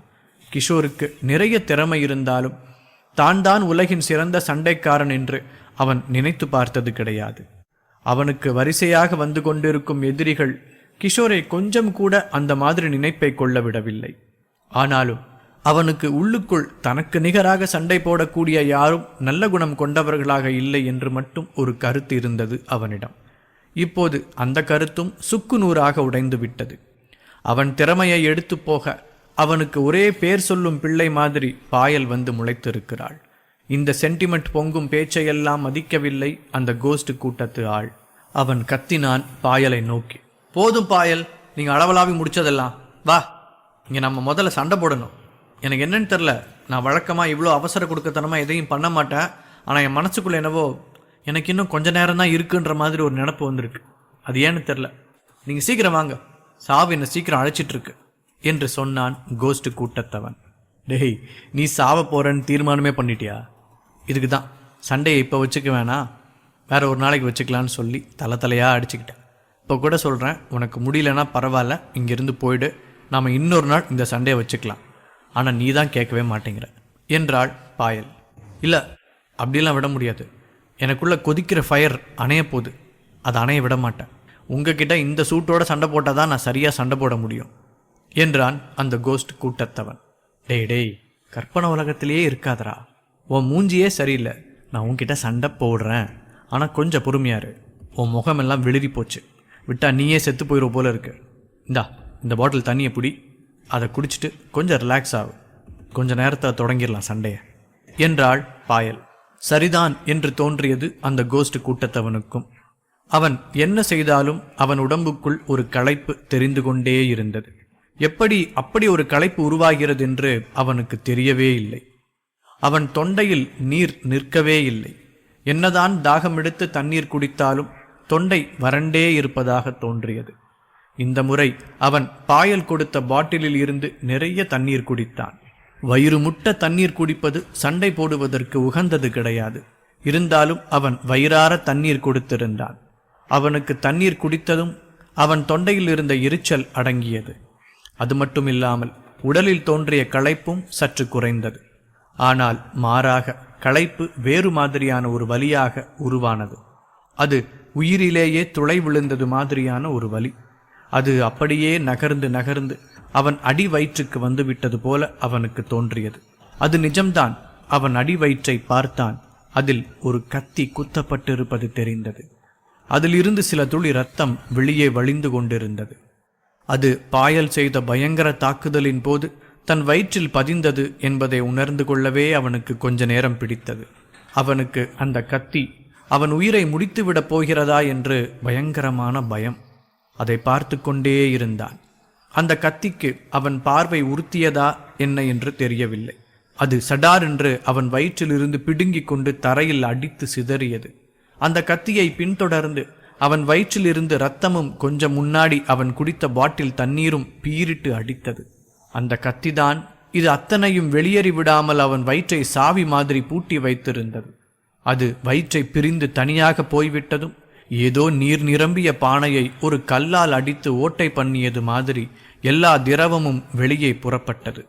அந்த கோஸ்ட் கூட்டத்தைச் சேர்ந்தவன் எப்படியெல்லாமோ தன் காயத்தை அடைத்து கொள்ள பார்த்தான். ஆனால் எந்த முறையுமே அவனுக்கு கை கொடுக்கவில்லை. பரிபூரணமாக சாவை நோக்கிய பாதையிலே அவன் காலி படகு மாதிரி இழுக்கப்பட்டு கொண்டிருந்தான். கிஷோருக்கு அவனை பார்க்க பரிதாபமாக இருந்தது. ஏன், பாயலுக்கும் தான். அவனுக்கு சாவு நெருங்கி வந்து விட்டதால் தான் இத்தனை நேரம் வித்தியாசமாக நடந்து கொண்டிருந்தானா என்று அவளுக்கு நினைத்து பார்க்கவே வருத்தமாக இருந்தது. குருதி போக்கு தாங்க முடியவில்லை அவனால். அவன் கால்கள் அவன் உடலை தாங்கி நிற்கவில்லை. கொஞ்சம் கொஞ்சமாக அது தன் வலுவை இழந்தது. தன் வேலை முழுக்க முடிந்து விட்டது போல அப்படியே செயலிழந்து விட்டது. அவன் அப்படியே பூமியின் மடியில் தொப்பென்று விழுந்து எரியும் சூரியனை பார்த்து கொண்டிருந்தான். வானத்தில் நீலம் மறைந்து அது வெண்மை கூடிய ஒரு விஷயமாக தோன்றியது. வேறெந்த எண்ணமும் இல்லை. சூரிய உருண்டை இன்னும் பெரிதாகி கொண்டிருப்பது போல அவனுக்கு பட்டது. அது பெரிதாகிற மாதிரி இருந்தது. சட்டென்று அவனுக்கு அது பெரிதாகவில்லை, சூரியன் அவனை நோக்கி கிட்டே வந்து கொண்டிருந்தது என்று புரிந்துவிட்டது. சூரியன் கிட்டே வர வர அதுவே முழு வானமாக நிரம்பி வானம் தீ பிழம்பால் நிரம்பியது. ஒரு எரிக்குழம்பு வானம். பூமியெல்லாம் வறட்சியும் சாவும் ஓலமும். வெப்பத்தை தாங்கவே முடியவில்லை. எதையும் பார்க்க முடியவில்லை. அவன் கண்கள் அவன் சிமிழை விட்டு உருகி வழிந்து ஓடிவிட்டன. சட்டென்று அந்த சூரியன் தன்வசம் அவனை இழுத்து விழுங்கிக் கொண்டது. இது எதுவும் நடக்கவில்லை. இதெல்லாம் செத்து கொண்டிருந்த இறுதி தருணத்தின் போது அந்த கோஸ்ட் கூட்டாளிக்கு கண்ணில் பட்ட கடைசி காட்சி. இதற்கு ஏதாவது அர்த்தம் இருக்கிறதா இல்லையா என்று யோசிக்க அந்த கோஸ்ட் கூட்டத்துக்கு நேரம் இருக்கவில்லை. மரணமடையும் கடைசி தருணம். அவனுக்கு வாழ்வின் பூர்வ ஞாபகங்கள் எதுவும் வராமல் ஒரு விசித்திரமான கனவோடு நிறைவுற்றது. பாயலுக்கு கொஞ்சம் கஷ்டமாக இருந்தது. எத்தனையோ பேரை கொண்டு போட்டுட்டேன், ஆனால் இவன் செத்ததுக்கு மட்டும் ஏன் வருத்தமாக இருக்குன்னு தெரியல என்று கொஞ்சம் மனசு கேட்காமல் கண்ணீர் சிந்தினாள் பாயல். கிஷோர் காரை ஒட்டி நின்று கொண்டே சொன்னான், நம்ம எல்லாருக்கும் சிக்கனை சாப்பிட பிடிக்கும், ஆனால் அது துடிக்க துடிக்க கறிக்கடையில் வெட்டுப்பட்டு சாகிறதெல்லாம் மனசு லயிச்சு பார்த்துட்டு இருக்க மாட்டோம்ல. அந்த மாதிரி ஏதோ ஒன்று இருக்கலாம். அழ தோணிட்டா அழுதுட்டு வந்துடு. இங்கே நம்ம வேலை முடிஞ்சுது, நம்ம இங்கேருந்து புறப்பட்டு போயிடலாம். ஆமாம், நம்ம இங்கே முதல்ல எதுக்கு வந்தோன்னே எனக்கு ஞாபகம் இல்லை. உனக்கு இருக்கா பாயல் என்றான் கிஷோர். பாயலை கழுத்தில் கத்தி வைத்து சிறைபிடித்து விட்டான் பாபி. கேப்படா கேப்ப, எனக்குன்னு இருந்த ஒட்டுமொத்த படையையும் அழிச்சிட்டு உனக்கு இதுவும் கேட்க தோணும், இன்னமும் கேட்க தோணும் என்றான் பாபி. பாயல் கிஷோர் முன்னிலையில் பயங்கரமாக சண்டையிட்டு ஏகப்பட்ட கோஸ்ட் கூட்டத்து ஆட்களை தீர்த்து கட்டிவிட்டாள். கிஷோருக்கு ரொம்பவே பெருமையாக இருந்தது. மிஞ்சியிருந்த ஒரு கோஸ்ட் தரப்பு அடியாள் மட்டும் பாயலை சவாலுக்கு அழைத்து கொண்டே இருந்தான். அவள் போகலாம் என்று தீர்மானித்த நொடியில் அவனும் தானாக விழுந்து இறந்து விட்டான். ஆனால் வேறொரு ரூபத்தில் பிரச்சனை வந்தது. பாபி பாயலின் கழுத்தில் கத்தியை வைத்து கொண்டு நின்றான். அது நம்பவே முடியாத காட்சி போல இருந்தது. இத்தனை நேரம் பாபி தனக்கு சண்டை பற்றி எதுவும் தெரியாது என்பது போல தூர விலகி நின்றான். அது மட்டுமில்லாமல் பாயலின் திறனை வேறு புகழ்ந்து பேசிக்கொண்டே இருந்தான். அவனது தரப்பு ஆட்களாயிருந்தாலும் கோஸ்ட் கூட்டத்துக்கு திறமையே இல்லை என்று அடிக்கடி நையாண்டி செய்தான். அவனுக்கு சண்டை தெரியாததனால்தான் எதிரி தரப்புக்கும் ஜால்ரா அடிக்கிறான் என்றுதான் ஆரம்பத்தில் எல்லாம் நினைத்து கொண்டிருந்தார்கள். இப்போது கூட கிஷோர் கவனம் அவன் பக்கம் திரும்பவில்லைதான், அப்படியே ஓடியிருக்கலாம் தான். ஆனால் அவன் அப்படி இல்லாமல் வேண்டுமென்றே கிஷோரின் கவனத்தை தன் பக்கம் திருப்பிக் கொண்டு விட்டான். கிஷோருக்கு இன்னும் அதிசயமாக இருந்தது பாயலுக்கு பாபியின் பிடியை விட்டு விலக முடியாமல் இருப்பதுதான்.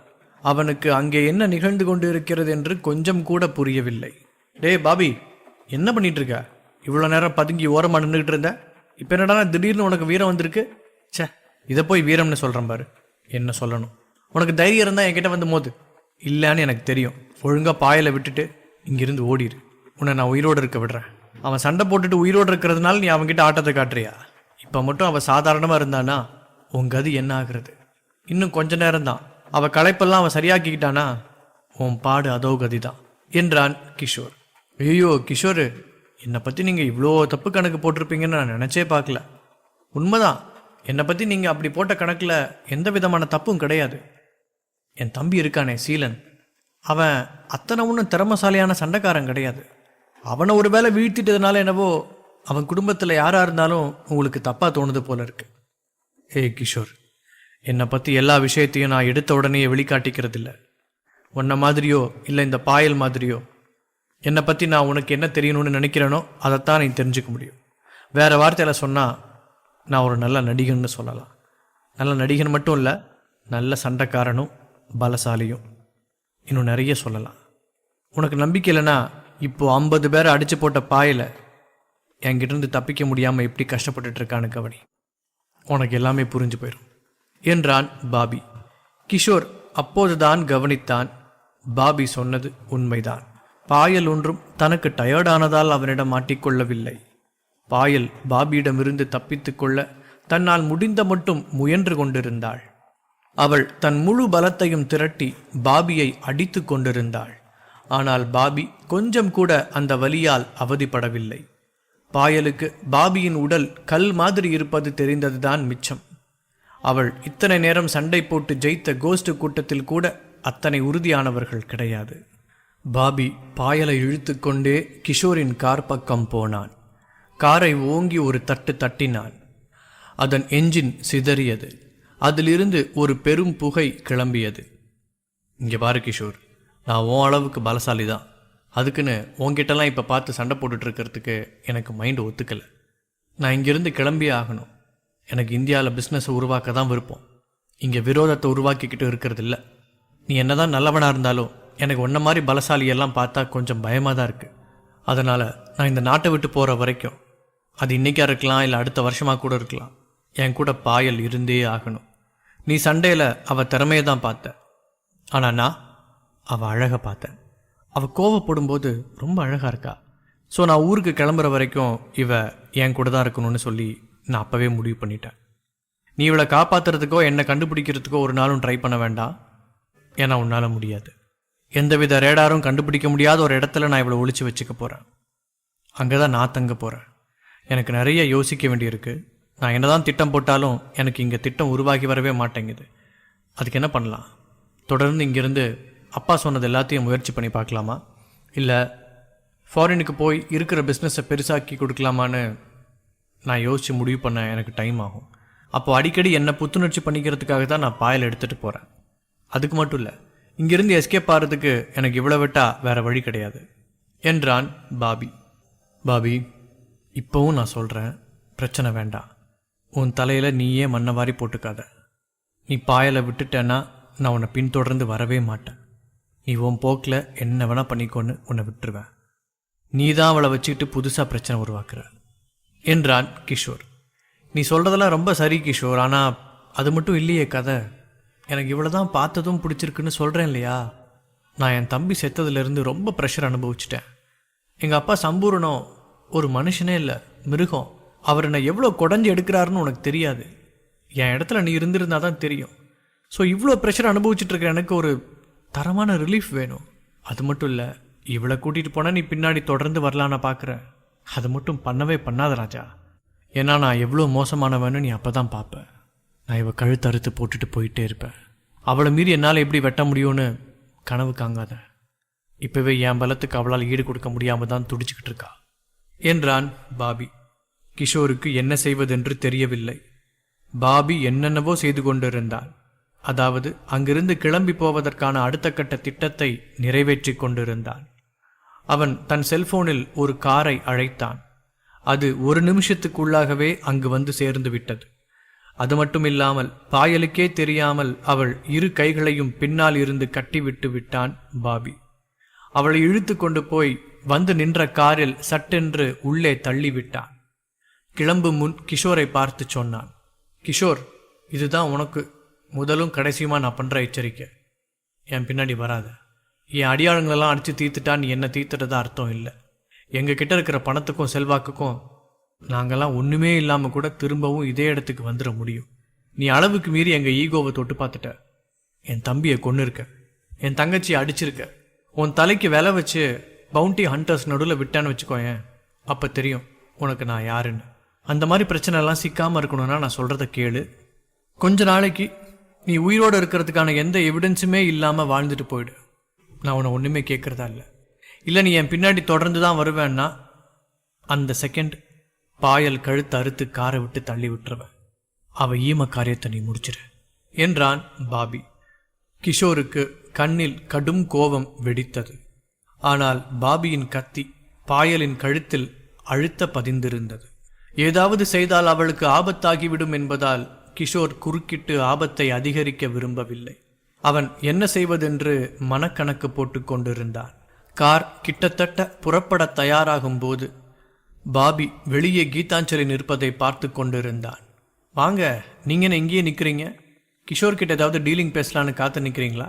இல்லைல்ல, அப்புறம் என்ன, உங்களையும் ஏதாவது பண்ணிட்டு போகிறான். வாங்க, வந்தியா வண்டியில் ஏறுங்க. நான் இருக்கிற இடத்துக்கு வந்து காஃபி குடிங்க. சாவகாசமாக நம்ம பிஸ்னஸ் பேசிக்கலாம் என்றான் பாபி. பாபியோடு சேர்ந்து காரில் புறப்படதான் கீதாஞ்சலியும் காத்து கொண்டிருந்தாள். கார் புறப்பட்டதும் கிஷோர் நின்ற இடத்திலேயே நிற்கிறானா என்று பின்னால் திரும்பி பார்த்து கொண்டே போனான் பாபி. அவனுக்கு கிஷோர் தன்னை பின்தொடர்ந்து வரமாட்டான் என்று பரிபூரண நம்பிக்கை பிறந்தது. அதான் நம்ம வில்லம் போயிட்டானே டார்லிங், இனி நம்ம என்றைக்குமே ஜாலியாக இருக்கலாம். வா, நம்ம இதை நம்ம ஹனிமூனாக நினச்சிக்கலாம். இங்கே எனக்கு உன்னை பிடிச்சிருந்ததுன்னா நம்ம அடுத்து உடனே கல்யாணம் பண்ணிக்கலாம். இல்லை நீ ஒத்துக்க மாட்டே, பிடிவாதமாக தான் இருப்பேன்னா நான் உன் திமிரை முதல்ல அடக்கிட்டு உன்னை காலம் பூரா என்னோட அடிமையாக வச்சுக்க போகிறேன். அதாவது செக்ஸ் ஸ்லேவ். உன்ன மாதிரி ஒரு தரமான பீஸை நான் பார்த்ததே கிடையாது தெரியுமா. இனி நீ முழுசாக எனக்கு தான். அட்லீஸ்ட் உன்னை விட தரமான ஒரு பீஸை நான் அடுத்து பார்க்குற வரைக்கும் என்று சொன்னான் பாபி. அதை கேட்டு அதிசயமாக பாயல் சிரித்தாள். அதைவிட ஆச்சரியம் தரக்கூடிய விஷயம் என்று எதுவும் நடக்கவில்லை என்று நினைத்து கொண்டான் பாபி. அவள் புன்னகையை ஒரு முத்தமாக மாற்றி எடுத்துக்கொள்ளலாம் என்று துணிந்து அவள் இதழ் பக்கம் போனான். அவள் தன் நெற்றியால் ஓங்கி பாபியின் தாடையிலேயே இடித்தாள். அவன் எதிர்பார்க்கவே இல்லை. பயங்கரமான அடி. அவன் பல்லை பிடித்து தொட்டு பார்த்து கொண்டிருந்தான். அது விழப்போவது மாதிரி பாவலா காட்டியது. என்ன திமிருக்குன்னு உனக்கு! ஆனால் என்ன பண்ணுறது, அந்த திமிரு தான் உன்னை அதிகமாக அழகுபடுத்தி காட்டிக்கிட்டே இருக்கு. உன்னை நான் கல்யாணம் எல்லாம் பண்ணிக்க முடியும்னு தோணல. உன்னை அடக்கி காலம் பூரா என் அடிமையாக வச்சுருக்கணும்னு நினைக்கிறேன். ஆனால் உன்னை அடக்கிறது அவ்வளோ ஈஸியான வேலையாக இருக்க போகிறதில்ல என்றான் பாபி. கிழிப்ப மவனை, என் கையில் கட்டியிருக்கிறது மட்டும் அருந்து வந்துட்டோம், உன்னை கழுத்து நெரிச்சே கொண்டு போட்டுருவேன். இத்தனை பேரை போட்டு தள்ளினதை பார்த்தும் உனக்கு எப்படா என்னை கடத்திட்டு போக தைரியம் வந்தது என்றாள் பாயல். இதெல்லாம் தோணும் பாயல். ரொம்ப சிலரை பார்க்கும்போது தான் இவங்க கூட வாழணும், வாழ்க்கை பூரா இருக்கணும், உயிரை கொடுக்கணுன்னெல்லாம் தோணும். எனக்கும் அப்படி தான். உன் மேலே ஏதோ ஒரு சொல்ல முடியாத ஒரு இது, அது காதலுக்கு கீழே காமத்துக்கு மேலே. உன் பலத்தை பார்த்துட்டு எப்படி இதெல்லாம் பண்ண தோணுதுன்னு கேட்டல, சரியான கேள்வி. உனக்கு ரொம்ப தான் பலம் இருக்குது பாயல், ஒத்துக்கிறேன். ஆனால் எனக்கு எந்த பலமும் இல்லைன்னு நினச்சிக்காத. நான் எந்த அளவுக்கு ஸ்ட்ராங்குன்னு நீ தான் இன்னைக்கு பார்க்க போறியே என்றான் பாபி. பாபியின் பேச்சு முழுக்க பாயலுக்கு கடும் கோபத்தை விளைவிப்பதாக இருந்தது. அவள் சென்று கொண்டிருந்த கார் சட்டென்று ஒரு வனப்பகுதிக்குள் புகுந்தது. இன்னும் கிஷோர் பின்தொடர்ந்து வருகிறானா என்று பின்னாடி பார்த்து கொண்டுதான் வந்தான் பாபி. அவன் வருவதாக தெரியவில்லை. அதுவும் அந்த காட்டுக்குள் வந்தெல்லாம் அவனை கண்டுபிடிப்பது ரொம்பவும் கஷ்டம்.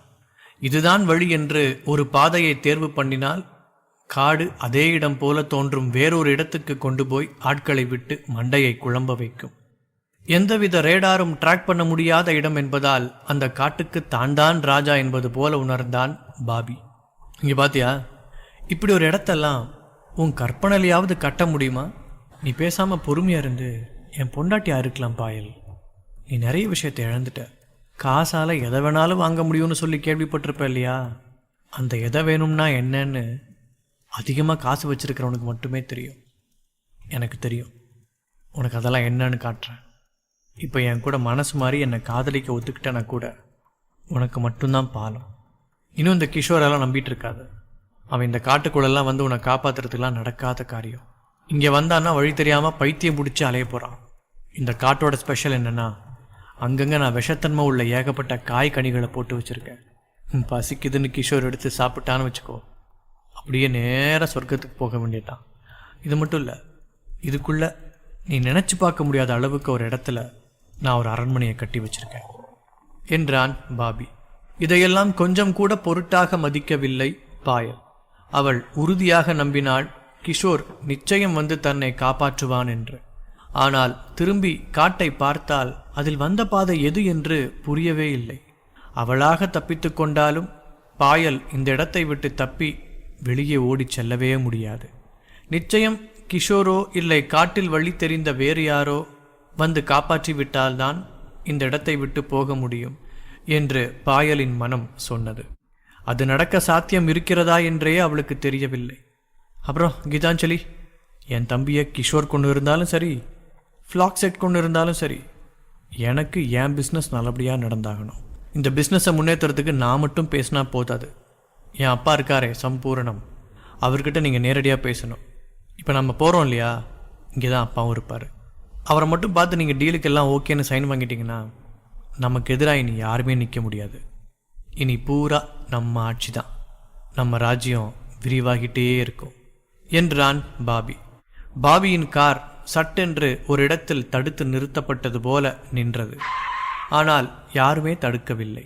அது நின்ற இடத்துக்கு முன்னால் ஒரு பெரிய அருவி கொட்டி கொண்டிருந்தது.